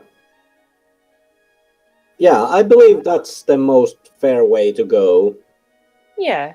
That way, like I said, everyone has a greater healing potion each, and it's from each of their sort of own sort of stash of money. Yes. Yeah. Okay. Yeah. So, out of character, if everyone else is all right with this. Hello. I'm fine. I You don't guys know. want to split the party gold is down to you. Yeah. Is everyone okay with the whole thing that we just discussed? I'm cool with it. Okay. And Christy and Tom. Yeah. Yeah, I'm cool with it. I'm fine. Okay. Then in that case, we'll take 5 potions of greater healing, please. Wonderful, which I can gift that for you, darling, at all.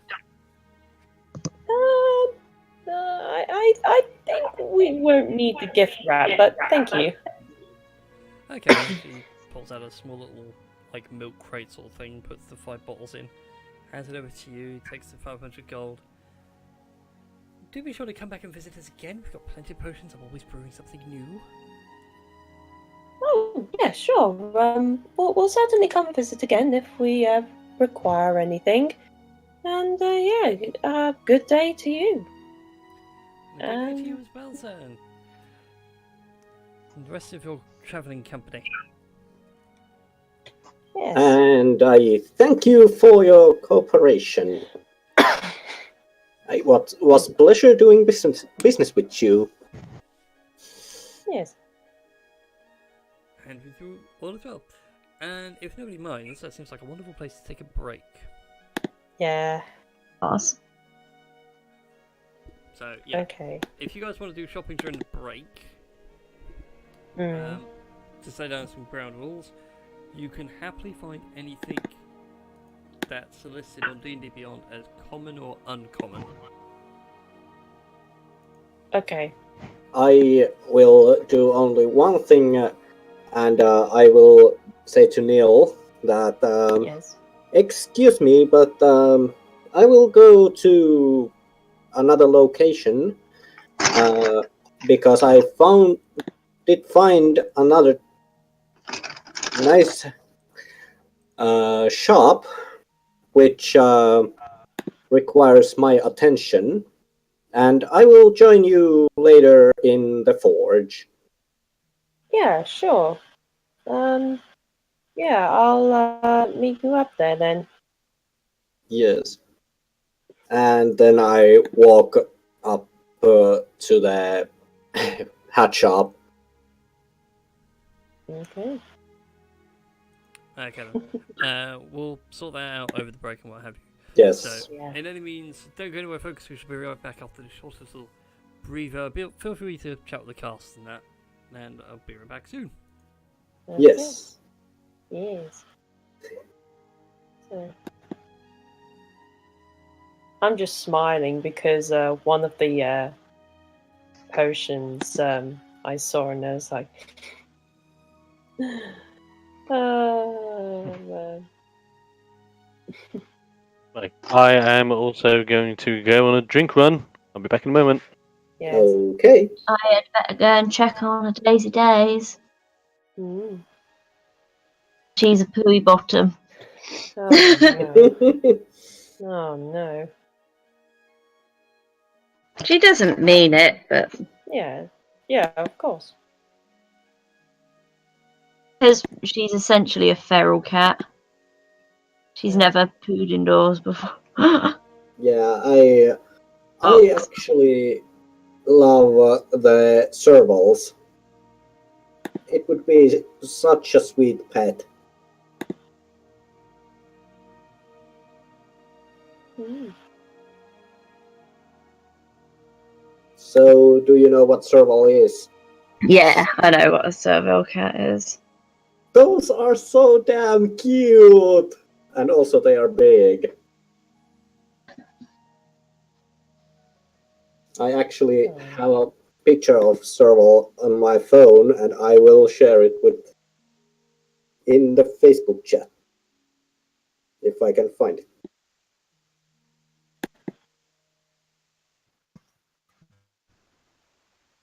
I'm just drawing a picture for one of my friends as well. It was his birthday today.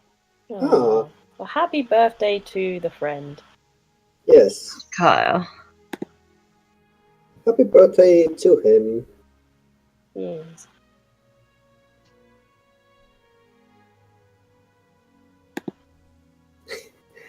While we are actually playing now, I put in the background there is my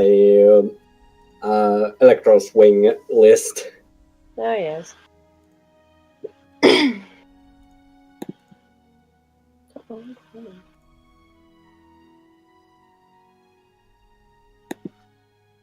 Okay. Yeah, I'm just looking at bits and pieces.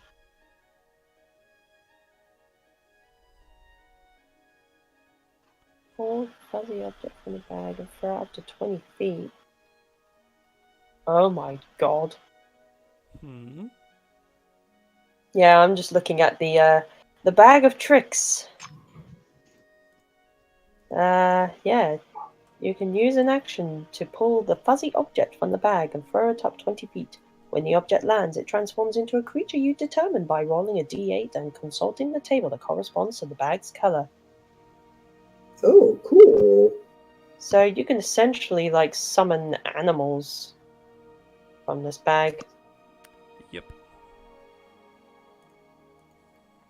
You can summon a weasel. Well, depending on what color bag it is, you can summon weasels, giant rats, badgers, boars, panthers, giant badger, direwolf, or giant elk. Ooh. Yeah, My with the personal rusted. favourite is the bag of beans. Oh, like we just put them in the ground and it turns into a giant beanstalk. Inside this heavy cloth bag are 3d4 dry beans. Weighs half a pound plus a quarter of a pound for each bean it contains.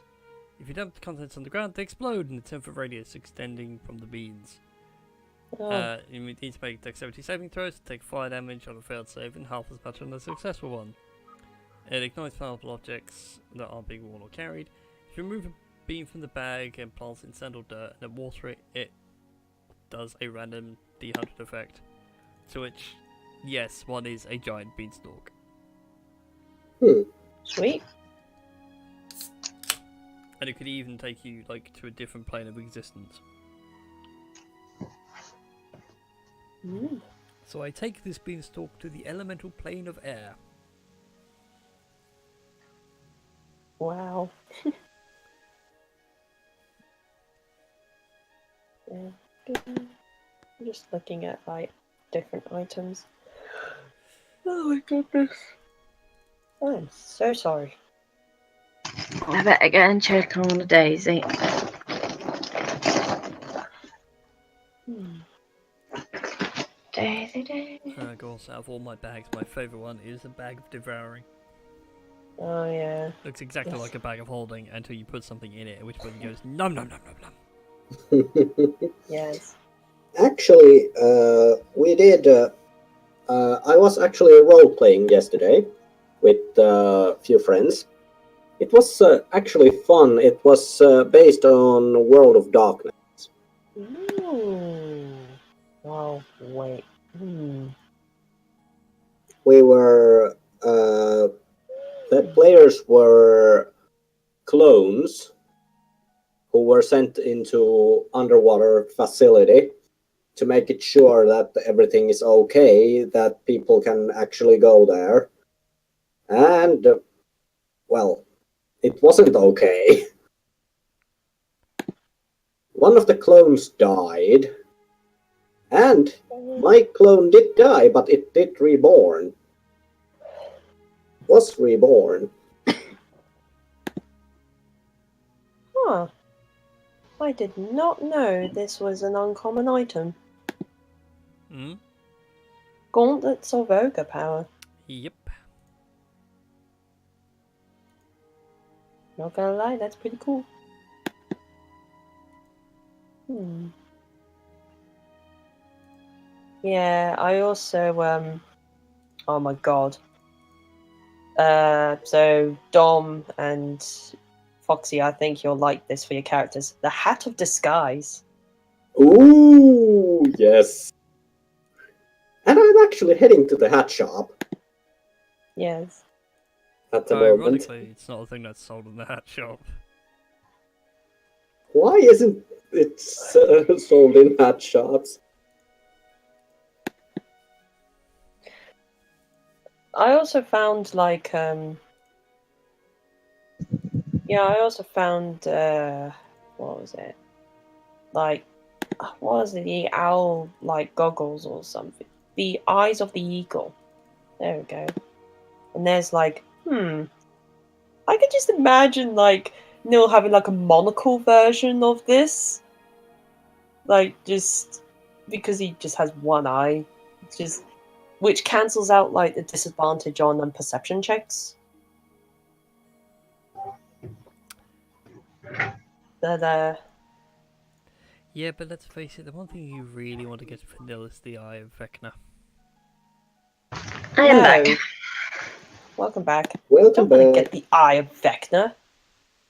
Jesus. You get True Brian? Sight, which means you can see everything. Yes, but if it's ever taken out of his eye, like head, he'll die. Then just don't destroy it. And then he'd turn evil or something.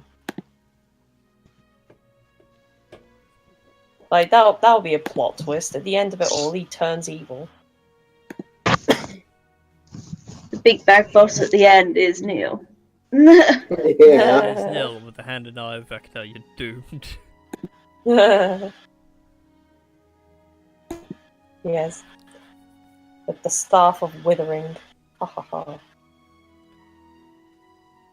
Yes. Take use action to cast Wish. Oh god. That's like the main reason players would go for the hand and eye combined. Once every Yeah. 30 days you get to do Wish. Damn. Oh, and I now remembered one thing I clipped out of Facebook because I did find it funny back then, and I actually find it funny still. There was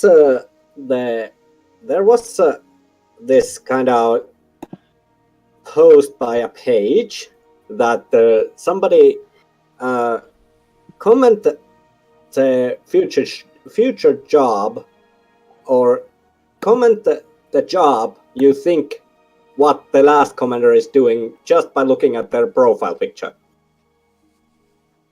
And I did answer there, and the next comment was like the best one ever. It said that I look like I'm a butcher. Sweet. I mean, Butcher they're isn't not wrong. I mean, what? Yeah, and also butcher isn't that bad of a job. Not at all. Especially how much the butcher charges our pub for just the bloody lamb joint is extortionate. Yeah.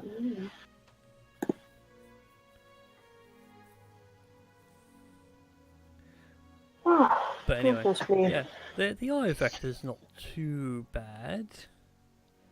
It's the I hand just- that's the problem. Oh, like it teleports people and stuff. Oh no, it does it teleport anyway. Every time you cast a spell, they cast suggestion on you and demands that you commit an evil act. Oh. Oh no. Oh no no no. Oh, there we go. And now it's got the eyes bad thing. Each time you cast a spell, there's a 5% chance that Vecna tears your soul from your body and devours it, and then takes control of it like a puppet. Oh god. That happens to become an NPC under the DM's control. I love Vecna. Just those artifacts alone are great. This. Yeah, which is probably part of the reason why I won't go for said Iron Hand of Vecna. Because I'm sensible. It's D&D. Yeah. And then like I turn to the dark side. Haha. Now I am in control. Sit there with your new eye and party going, long have I desired this. Yes. I could see depth at last. Yes. I see everything. I have a little problem with my phone. Oh, I have too many memes. oh do you now? Yeah, I have 2 folders which are, one is 380 and second one is 490, which are basically just all just memes. Hmm. And when you are trying to find the one picture among all of these, it's kind of, well, interesting. It needs quite a perception.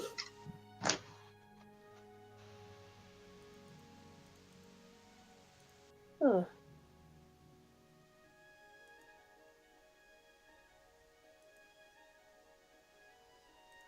There it is. Indeed. Anyway, so if we're all good, shall we get back into the D&D? Yes, we shall get back to D&D Alright then. if everyone is back. So, yep, Cool. let's do this. Alright then. So, Is Dom here? don't think he is, but I'm sure it'll be fine. Yeah. Ugh, really, Tom? Okay, I'm going to check on Discord, and that's what I walk into. Yeah. God damn it, Pam. Oh, god damn it, Pam.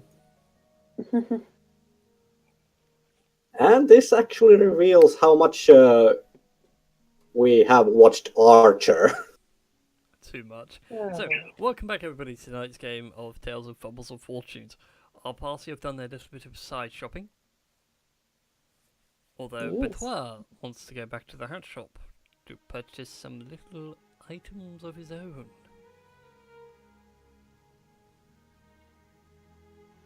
Or are you quite happy leaving the hat shop for now? Yes. And I shall go to the hat shop and pretty happily wave to the clerk who is, I presume, behind the counter. Indeed. Still there, is Oh. working on his next hat. Ah, good day, sir. Ah, welcome back. Have you sorted out your financial troubles? Yes, and also there is one little question. Can you make me a dapper-looking hat? And how much would it cost? It would have purple colors. And what kind of style were you thinking, sir? A bit of a flat cap, A trilby top hat. Uh, Stovepipe. I believe I'm going for the first one you said. A flat cap. Yes. Very well, I can certainly do you a flat cap. Do you require space for ears at all? Yes, I would prefer to have some space for my ears. Maybe even cut a little holes so I could have my ears free while I'm wearing the hat. Very well, sir. For the hat itself, it will take me a few days to fully craft the hat. I'll need to take some measurements in the meantime, but that will cost you a full 50 gold pieces. Okay. And I will also take the offer you had earlier, the 100 gold one. Ah, the 100 gold bottle, of course, sir. It's a fine choice, if I may say. Yes. He pulls it out and takes the money from you, but he also pulls out a thick sheet of parchment and Okay. asks for your name and everything else. Takes all your measurements. Do you give him a false name or do you give it as Betois? I actually do give a false name because I don't trust anyone. Okay, then what's the false name you give him? Just a moment. Let me think. Bobtail. I think I actually have here some papers. Bob Retractaclaw.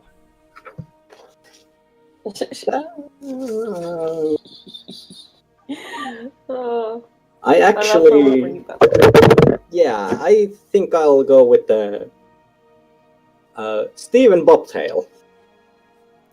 Stephen Bobtail. Yes. That's brilliant.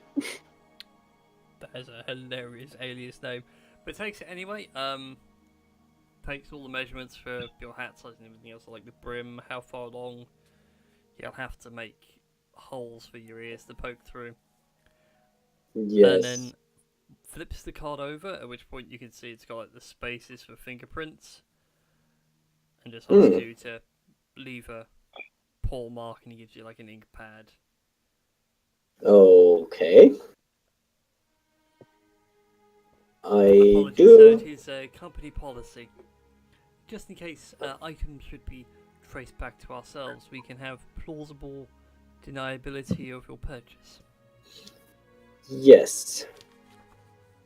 I shall give you the paw prints for this specific use and nothing else. At which point someone else, walks in the shop and everything. It's like, and thank you for your purchase, sir. Your hat will be ready in the next couple of days. Puts the box away, brings everything through on the register, hands you a ticket stub so you can pick up your hat when it's ready. Yeah.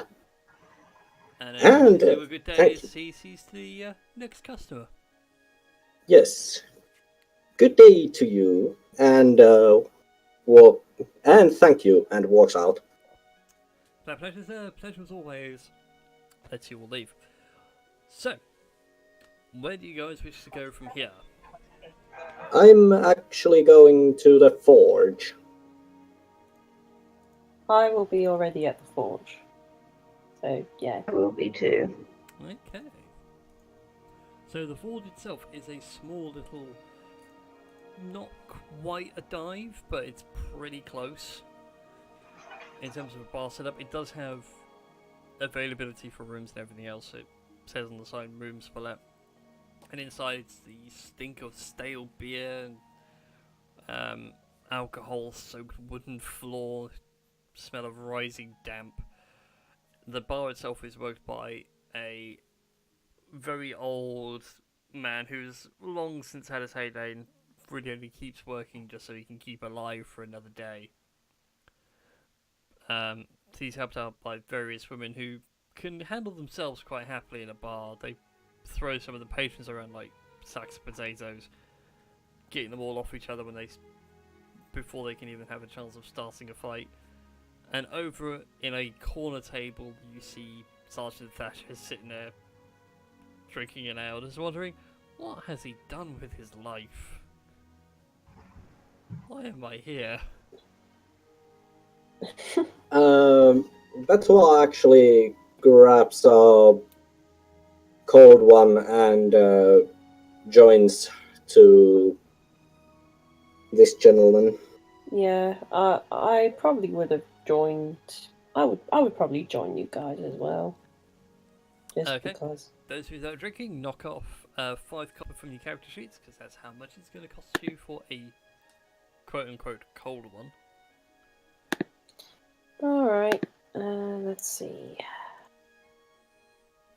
Let's see. Oh yeah. Oh, come on, roll 20. Don't do this to me. There we go. Yeah. 5 copper. Yeah, boy. Right, so that's... Oh my gosh, okay. Okay. Yep, this is cool. Yeah. So as you grab your drinks and everything, Thatcher looks at you all and goes, "Oh, so you thought it was a business in town. Managed to get a room here, although it's not the best room in the world." Yeah, I think it will do for tonight. Any luck on your end of things? I got what I came here for, so I'm pretty happy. Oh yeah, I need to give you that. I need to give you that potion of healing. Potion of greater healing. Well, yeah, potion of greater healing. Yeah, my mistake. Actually, I should put that in my inventory as well. Indeed, I believe everyone has a potion of greater healing. Yes, yes, indeed. You're welcome. Every member of the party. Yes. There we go. There we are. I think there was like this compendium possibility to add things to your inventory. Yeah, if you go to the I in roll 20, type in what you're on. So in this case, it's potion of greater healing, which I think should be there. Should be. And it's not. It gives you potion of healing, but that's the wrong one.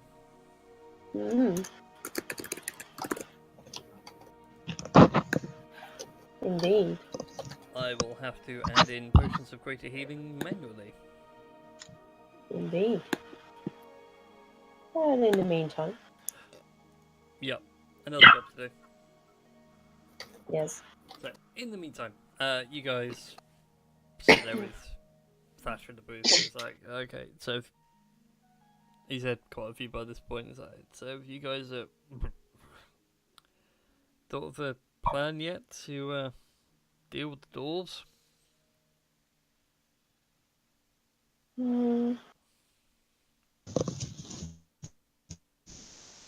Well, well, I was raised by Orsic, my, I suppose, dwarven guardian for the time being, and I've learned a thing or two about how to behave around dwarves. So,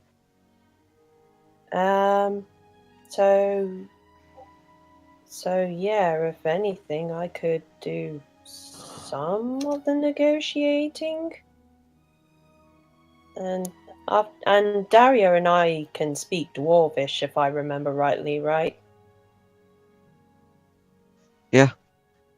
Yeah, so if anything, we can act as translators if they are a bit stubborn about speaking in common and all.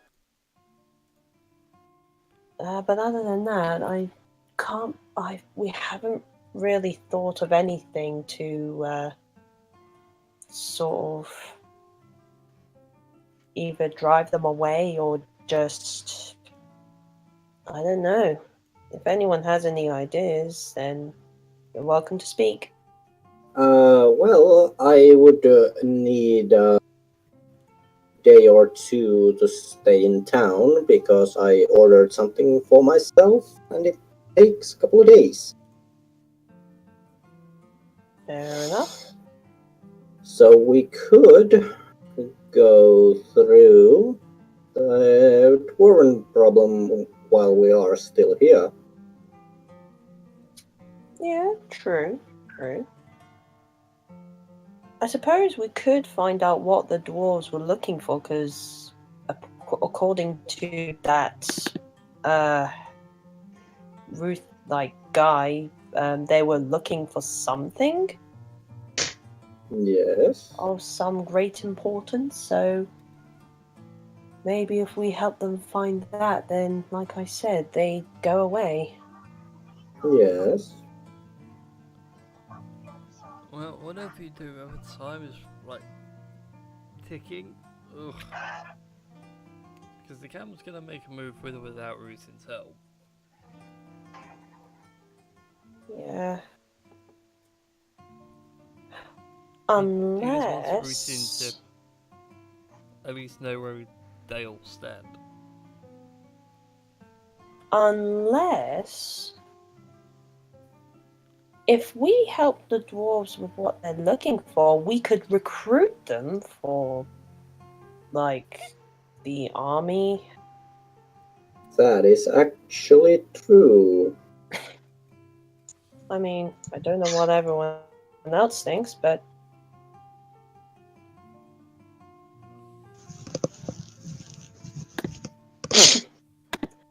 yeah, I don't know what everyone else thinks, but that could be a possibility. Totally on board with this idea. Yep. Disclaimer, was totally speaking this whole time and my mic was muted. I thought I was so. gonna say... Fairly certain you were still around. Anyway, yeah, that is okay. Well, don't get me wrong, but dwarves, although they're honourable, I can't really see them pitching into a human war that they don't care about. Even if you told them that the other peoples were involved, they still wouldn't care. They like to keep them to themselves now.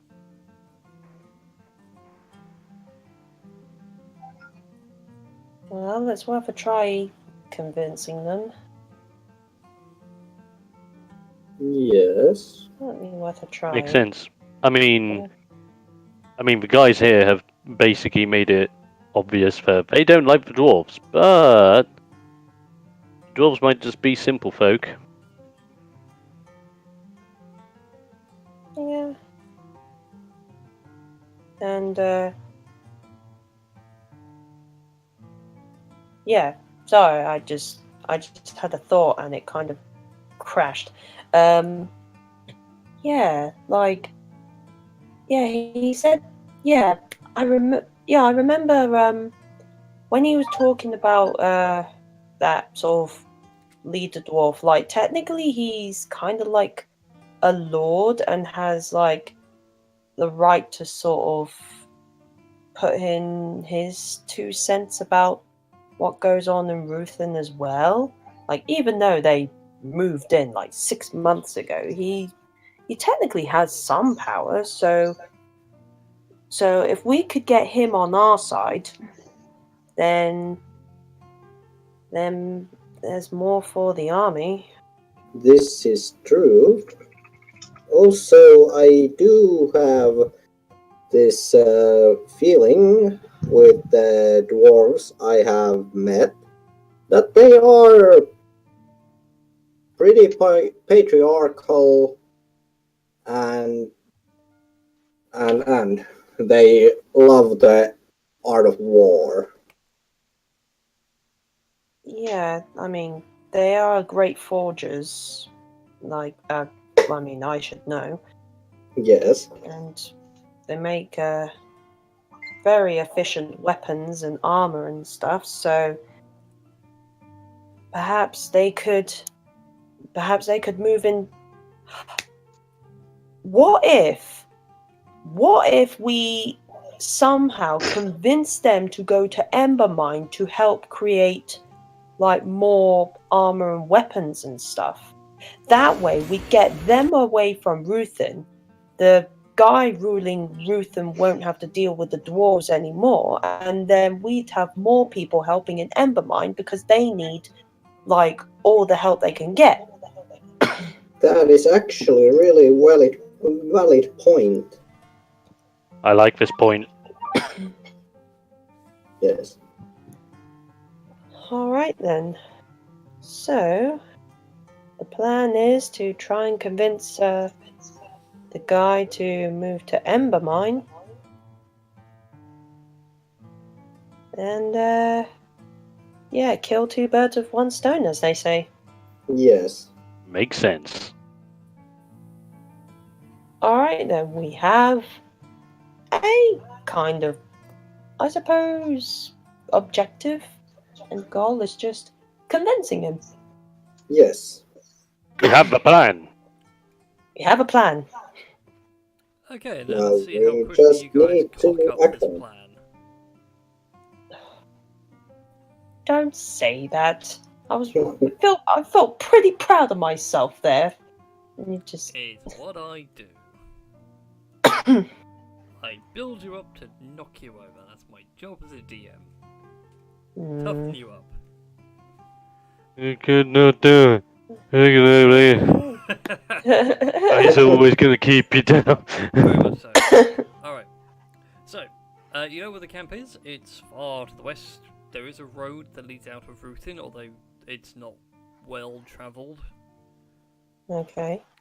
Compared to the road that leads south, the road that leads south leads to another city known as Run, which is a much nicer city, but again, it's not getting involved. But to get to the Dwarven encampment is a good 2-3 days. I think it might even be 4. Let me double check.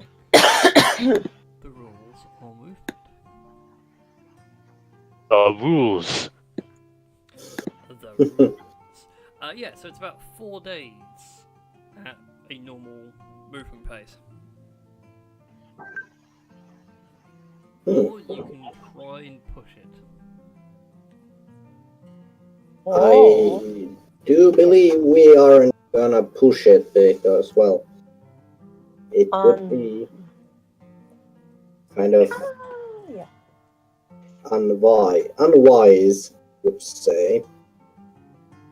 How long would it take for us to get like a sort of cart or something, like land vehicle of sorts to get over there? Wouldn't take you that long. Ruthin is a very prosperous town and city. It's got a lot of trade going on. You might be able to hire yourself a cart. Yeah, because it might be quicker getting a cart over there, but only if everyone else is fine with this. I am perfectly fine with this. I'm fine with it. Marlon, Dario, Yeah? so we're cool with hiring a cart. Alrighty then. So yeah, Make our way downtown. yeah, yes. Days is past.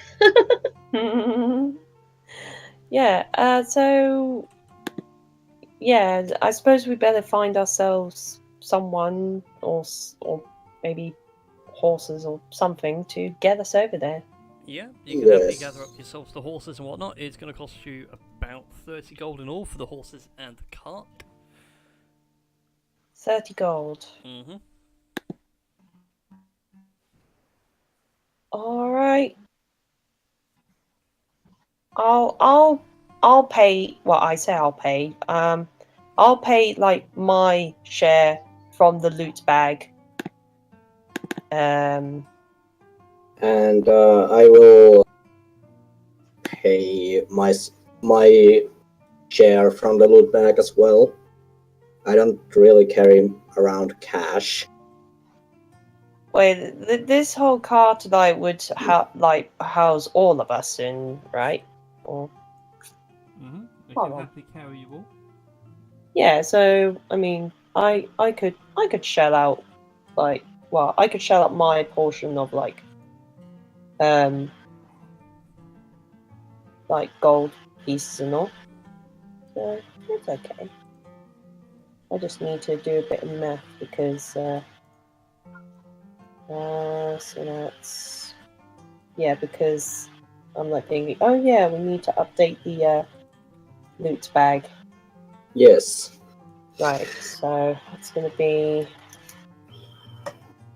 100, that's gonna be- My 200 for gold. you guys right now, what's just to all that out? Are you taking Sergeant Thatcher with you or not?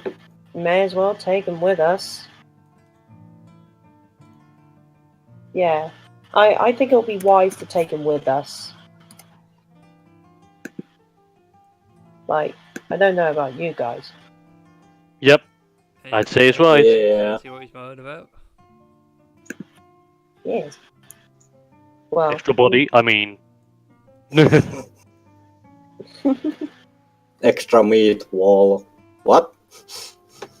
yeah. Just like meanwhile in Zyron's head, looks like meat's back on the menu, boys. Yes. Yes. Definitely. Oh, yes. So, did you take the 200 gold out of the? Because my actually, wait a minute. No, It's it's 5. 250. It's no. It's 100 gold pieces for a greater healing potion of healing. So that's 5. So it's minus 500. Yeah. Yeah, and then I took another 30 off for the horse and cart. Okay. And 100 needs to be removed because I did buy with my share something for myself. Okay. Okay. Okay, now it should be totally balanced.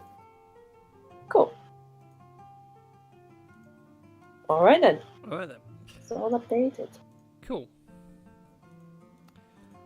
So with that in mind, who is who's taking control of the car? Who's proficient in Proficient in carts. Yes. What is required to control the car? Proficiency with land vehicles. Well, See, then I have can... proficiencies in land vehicle horses. That'll do. Nice. Yes. Don't worry, guys, I got this. Okay. Alright then. Just don't make us fall over. Hey, it's cool. I know it's been a while since I was at my own village, but hey, it's alright. I was having with carts all the time. Yeah, hopefully it doesn't go like like the baby with me. Oh, that doesn't work with me. That's only for you, son. Are you sure? Hey, it was your fuck up, not mine. Yeah, but I was just saying that it could be your fuck up. Well, it wasn't. We'll see. baby. We'll see how Zyron gets on with the horses. Yes. Indeed. So Zyron, could you make for me, please, a handy little animal handling check with your proficiency Okay. bonus? Oh, whoop. if you don't have it already. Well, that's That's 13. that is 13. Okay. You do have the cart until there's some modicum of control. Okay, I got it. I got it. As you guys are travelling the road, bearing in mind having the horse and cart really just speeds up a tiny bit, so you can go a little bit quicker. So your time to get there has gone from 4 to 3 days.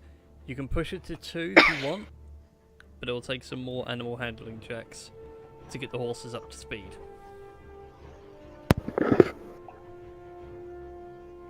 Do we want to risk it? My head says no, but my heart says yes. I think select the I mean, it's down heads to or Zyron. tails. I think it's down to Zyron because he's the one Yeah. controlling horses. Yeah. What was that again? Do you want to speed the horses up so that we get there in 2 days, or do we just get there in 3 instead? Well, let's put it this way. It's been a while. I'm a bit rusty with this, but I can certainly give it a try if you guys want to. Well, it's just who knows if Valencia will decide, right, we'll just go for it and invade places. That is true. Okay, in that case, everybody climb on board. We're going into ludicrous speed. Can't be serious, sir. Not ludicrous speed. I Betua finds some sort of leather or some sort of a wrap and uses it as a seatbelt. Like a seatbelt? Yes. Just make a makeshift seatbelt. Yeah. Alright then, so Zyron, to speed up the horses, I'm going to need you to give me another animal handling check. Okay, say. Ha! Nice. Hey, 17. That's With not that, bad. the pace goes from nice and calm, it picks up a little bit, the cart starts to rattle a bit on the rough road. Go ahead and give me another one, just to see if you can keep up this kind of pace without getting too out of control. Come on, crazy horses. Oh, crazy horses. Horses. Wow, wow. Yeah, let's go. Well. Sweet. Snap. That is a point, actually. The GM is going to roll something behind the screen. Oh, God. The cart tips over and everything breaks. You all die. You do notice as you're going at this kind of speed, the cart might not survive this kind of punishment. It's not the best made thing in the world. Siren, could you slow down a bit? It feels like this cart isn't built for this kind of speed on this rough terrain. But we're so damn close.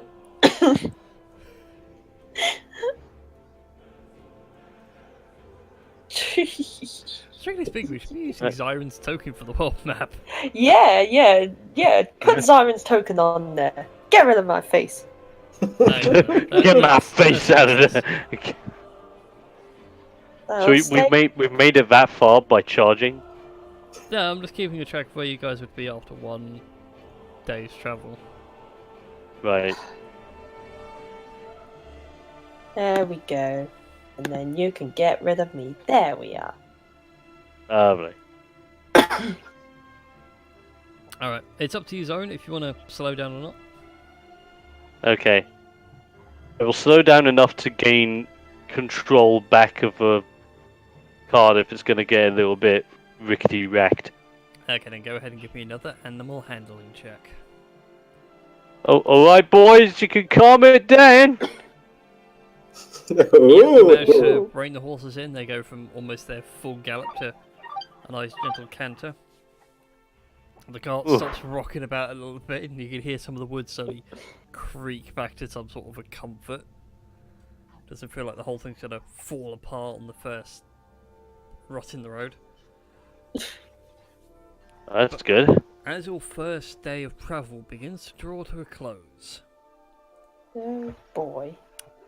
ahead of you sits 5 dwarves, arranged in a shield wall-like formation with a 6th one behind them. They all stand shoulder to shoulder, all armed with 2-handed warhammers ready for the swing, and you just hear this dwarvish shout of halt. Stop the car! And then just like put it into big brake. You don't need to worry about an animal handling check for that. That's an easy enough maneuver to do. You bring the cart to a stop.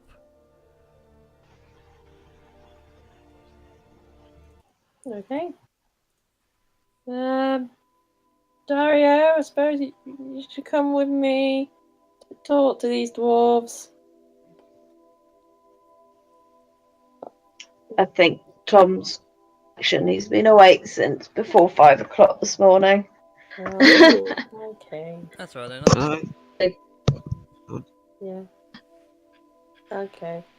Well, I'm certainly going to jump off the cart anyways. Go try. Okay. Oh, it's gonna be... While Neil is talking with the dwarves, I'm actually going to take a little vial out and just start tipping my arrows in the liquid. God.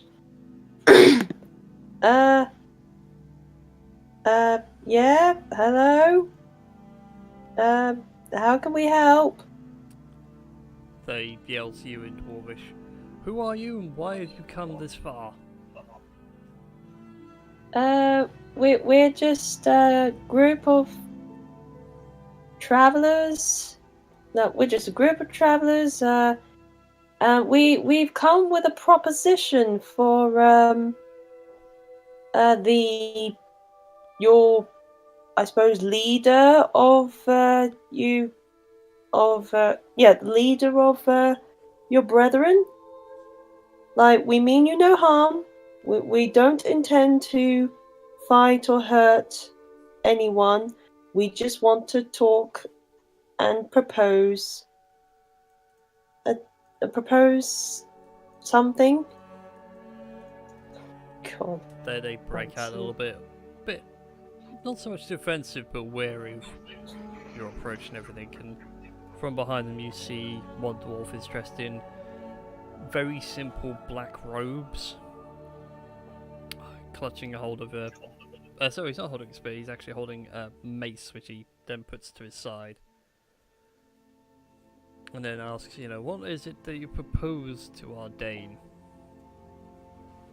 Well, we've come from a city who is in dire need of a few skillful individuals. For you see, there's some officials from Valencia who are pretty much declaring war on everyone and everywhere. And we essentially need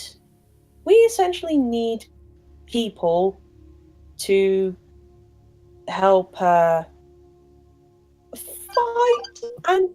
against them and discipline them. Like, just tell them that they can't just start a war whenever they want.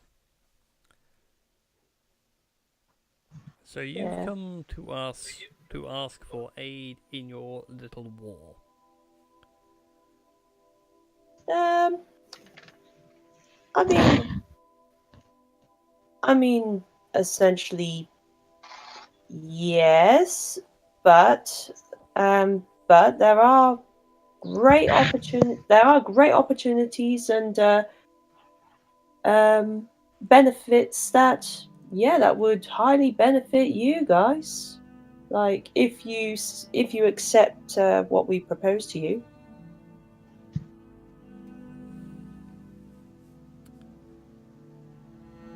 We stand to lose much and gain little from this arrangement. Strange one.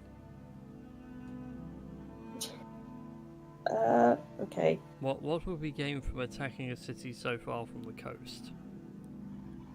Well, you'd have a place to stay where you'll be welcomed with open arms for your skills and expertise in the art of And right now, I'm heading off to my local game store. sorry, I'm just like, Hello. So sorry, it's just very distracting for me. I've moved a lot of stuff in here with the. Yeah, sorry, my brain's tapping out. Well, that's fine. Yeah, sorry, my brain's just really tapping out on this. DVDs. Yeah, sorry. Yeah, so they still sit there and wonder This is actually my why we should bother helping you at all. We already have somewhere we feel welcome. We have our own town on the coast. We have our own land that was given to us by law. The laws of your people. Can anyone help back me up on this? Help. Now, my good gentlemen, I'm just gonna hop off of the carriage seat and walk up to like Nil's regular area. Let's go. And it's like, now, I have reason to believe that your town was originally founded on the idea that you were in search of an artifact of sorts. That I am. Now, we were simply sent here. We weren't even sent by anyone. We were simply journeying through these lands.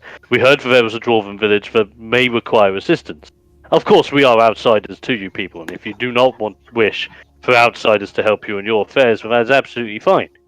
But we thought, being the lovely party that we are, we always look to try and help others. The fact that the war is coming is one factor that has also brought us here, sadly. But we thought of it as a way of, our people have given you this land as a favor. If anything, if we can now help you fulfill what it was that you are here for originally, maybe you in return could give us a familiar favor and defend the land that was given to you. They think about it for a second and go, well, we have the skills to defend our land. Going outside and just not really defending us, attacking somewhere else. Doesn't seem all that important to us. At which point Dario steps forward and in full dwarvish points out that Nil's the only one that can understand if he wants to run translator. It doesn't matter where you choose to fight, it's who you choose to fight with. And then gives a whole spiel on how even Odin would happily pick fighting alongside Loki than fight a losing fight. There is a time and a place for picking your allies, and now is a time to pick some good allies. If you side with Ruthin, and by extension Embermine, and take on Valencia, you could in fact permanently hold your lands and titles rather than being exiled. To which the cleric looks at all of you and, I will discuss this with our Dane on the morrow. If you're welcome to stay the night, we do have a small encampment just off the road up ahead. Yeah, that'll be most appreciated. Thank you. Yes, most definitely. Alright, in which case he leads you off the side of the road to a small encampment, although encampment would be light on this term. It has like a full longhouse fully constructed, a couple of smaller huts, and even more slowly going up over time. I'll just take you guys back over to the world map for a second. Yeah, sure. That's a bit, I'm rather impressed that you guys are talking your way up of combats rather than fighting. I know, right? So the rest Yes. of things, you guys are sort of in this hex here. Yeah. So you're off the road in this wooded area. With a full Viking longhouse, a couple of extra huts, and they lead you into the longhouse. It's got a decent fire pit, and several of the dwarves are singing songs and giving praise to the various gods of the dwarvish pantheon for their good fortune these past few days, and hopefully for greater fortunes in the fights into the mountains, and maybe establishing further settlements down the road. And their captain welcomes back his men, welcomes back the cleric who sits at his side, looks at all of you and goes, "So?" And he does speak to you all in common. My cleric has informed me that you have come seeking some advice. Well, it's more aid and advice, one might say.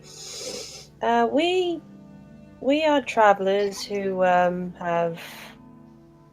we have an agenda of recruiting as many people as possible to fight against a place called Valencia, who has essentially declared war on everywhere and everyone. And we have also been informed that you,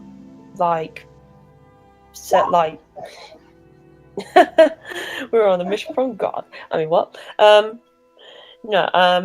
Yeah, we were here because we heard that you guys were looking for something, and we thought that since you guys were given this land as a favor from Ruthin, we thought we could help you fulfill the favor, so that maybe you can help Ruthin and Embermine in return.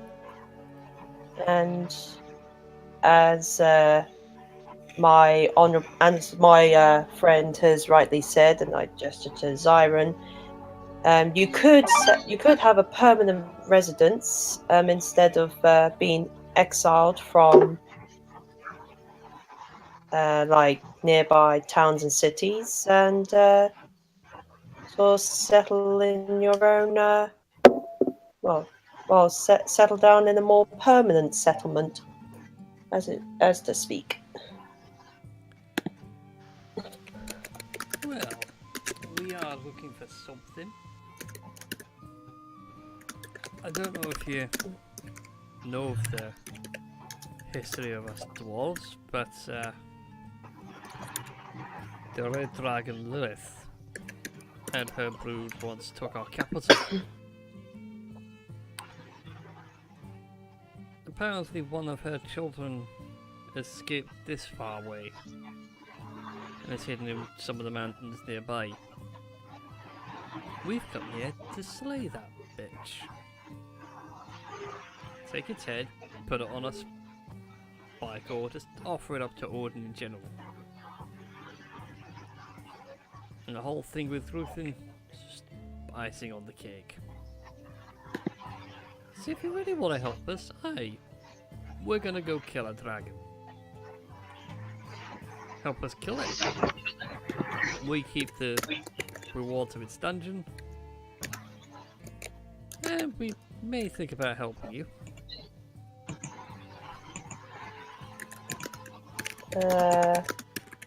Okay. All right. Let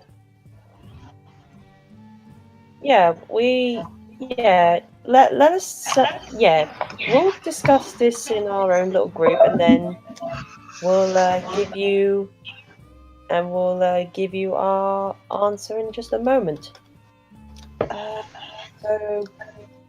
So what do you think about this whole slaying a you know what thing?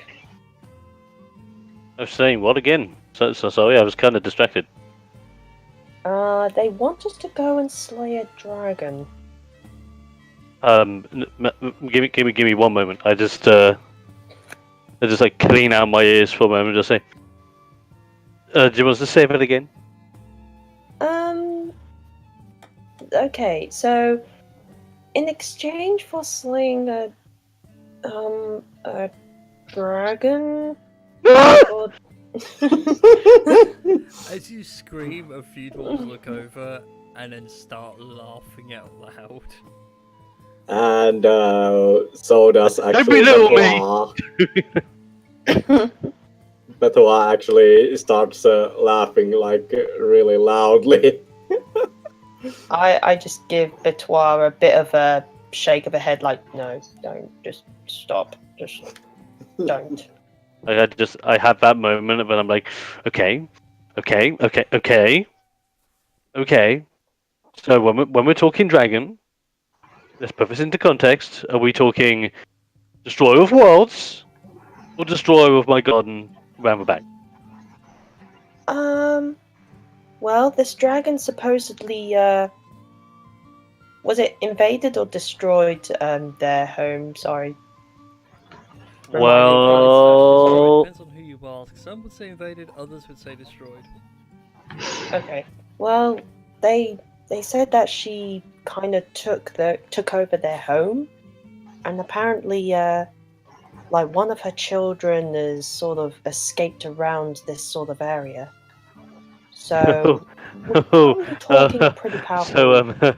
So in other words, it kind of sucks for them, doesn't it? Do we really need to help them? I mean, think about it. I mean, it's a fucking dragon. I will say, if you guys want to, feel free to make religion checks. Oh, yeah. Make what checks? Wow. Oh, religion checks. Oh, damn. Oh. And it's as if Marlon wants to make one, he can make one with advantage, because this is kind of correct for his... What am I rolling? A religion check with advantage, because this is your alley. Once my sheet loads. It's as though Trim has kind of possessed Nil for a moment. Somehow you have visions Like, of you yourself know it. some 30 odd years ago. And because you had it with advantage. Yeah, so there's another +3. No, with advantage, so you get to roll again. You take the higher of the 2 rolls.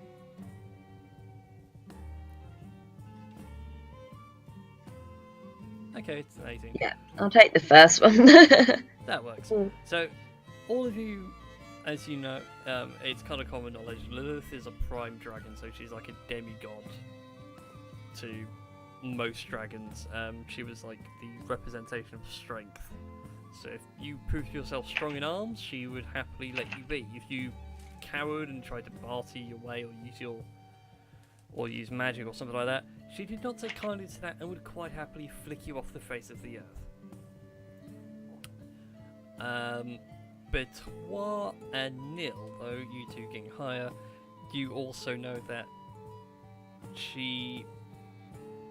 all prime dragons have like broods of dragons of their own, which are mortal, so they can actually die. But they are no less, they're not weaker because of it. If anything, they become slightly stronger because the fear of death keeps pushing them beyond what their natural limits are. Okay. And being a red dragon, she'd be strong.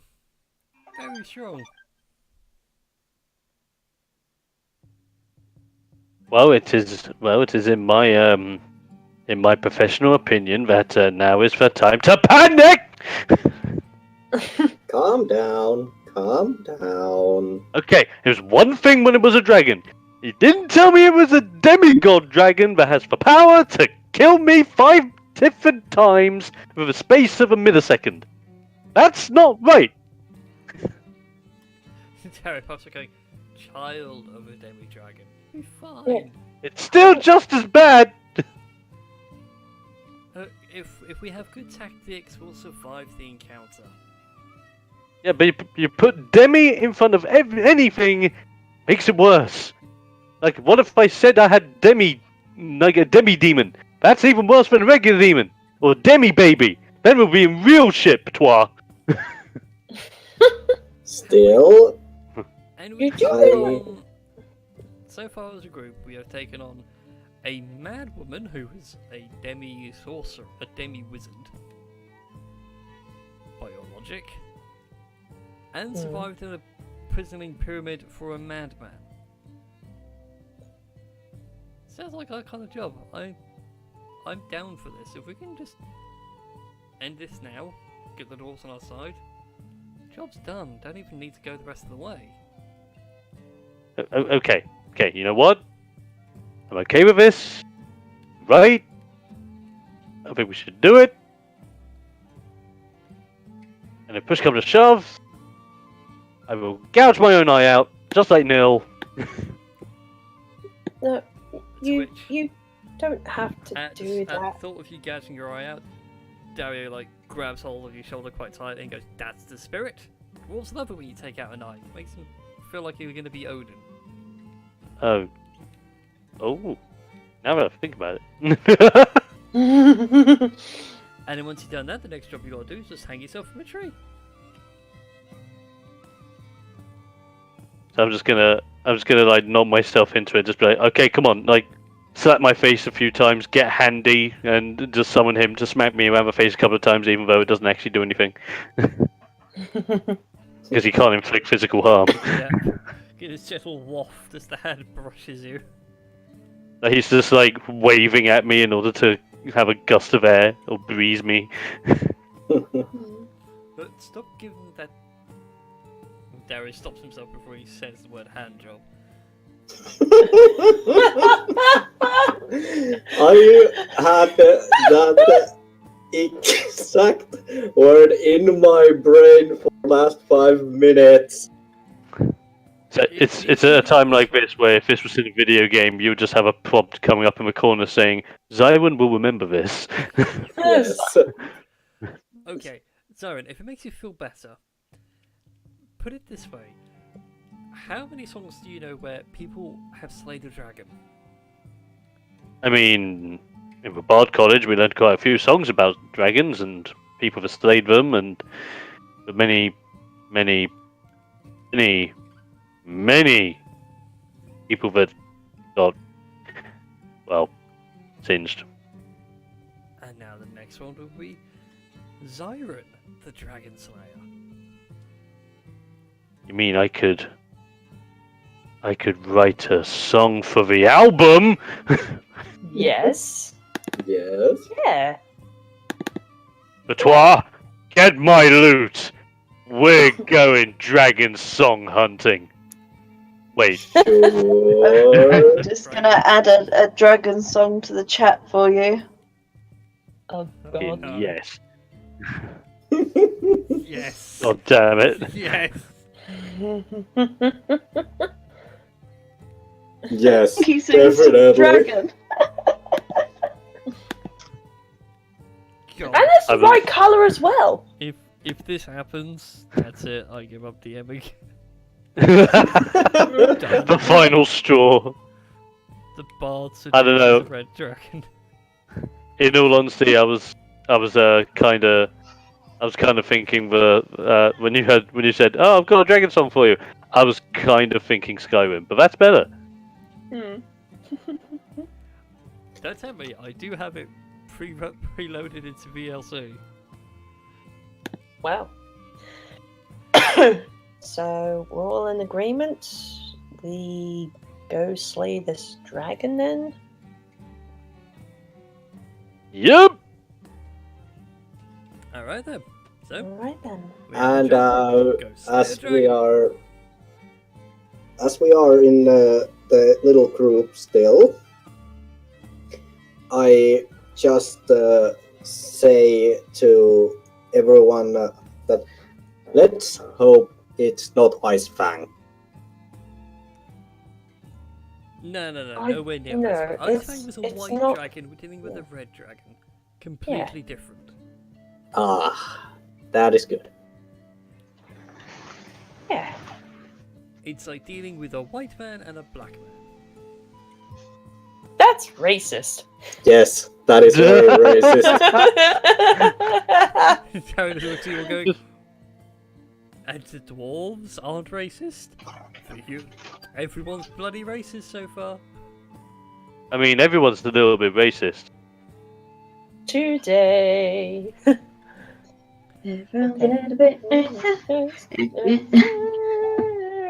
Yeah, anyways. So, it turned back to the dwarves, I suppose. And he goes, sirs, we have had our little huddle, and we will accept we will accept the job of slaying this red dragon. Alright.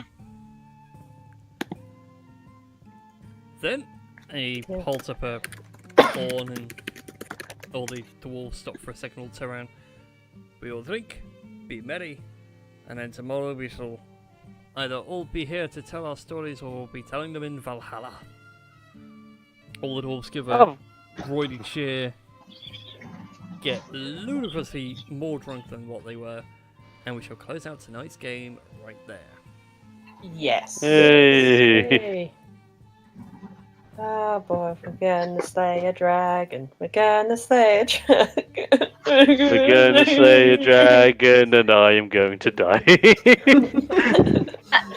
That Shrek song that I posted is actually slightly the wrong one. That one replaced the version which I was looking for, which is where Donkey has a ukulele and sings to the Oh my dragon. god, yes. Pretty teeth How he does has. Donkey have a ukulele?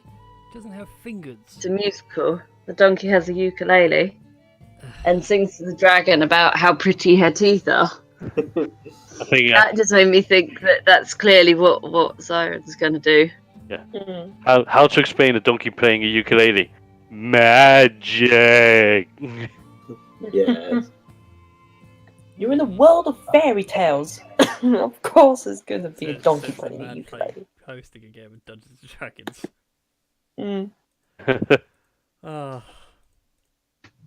So, with that, everybody, we should bid you all a good night and see you all next week for the party's adventure into the dragon's den. Imminent doom. I'm out. Peace, everybody. Good See night. you.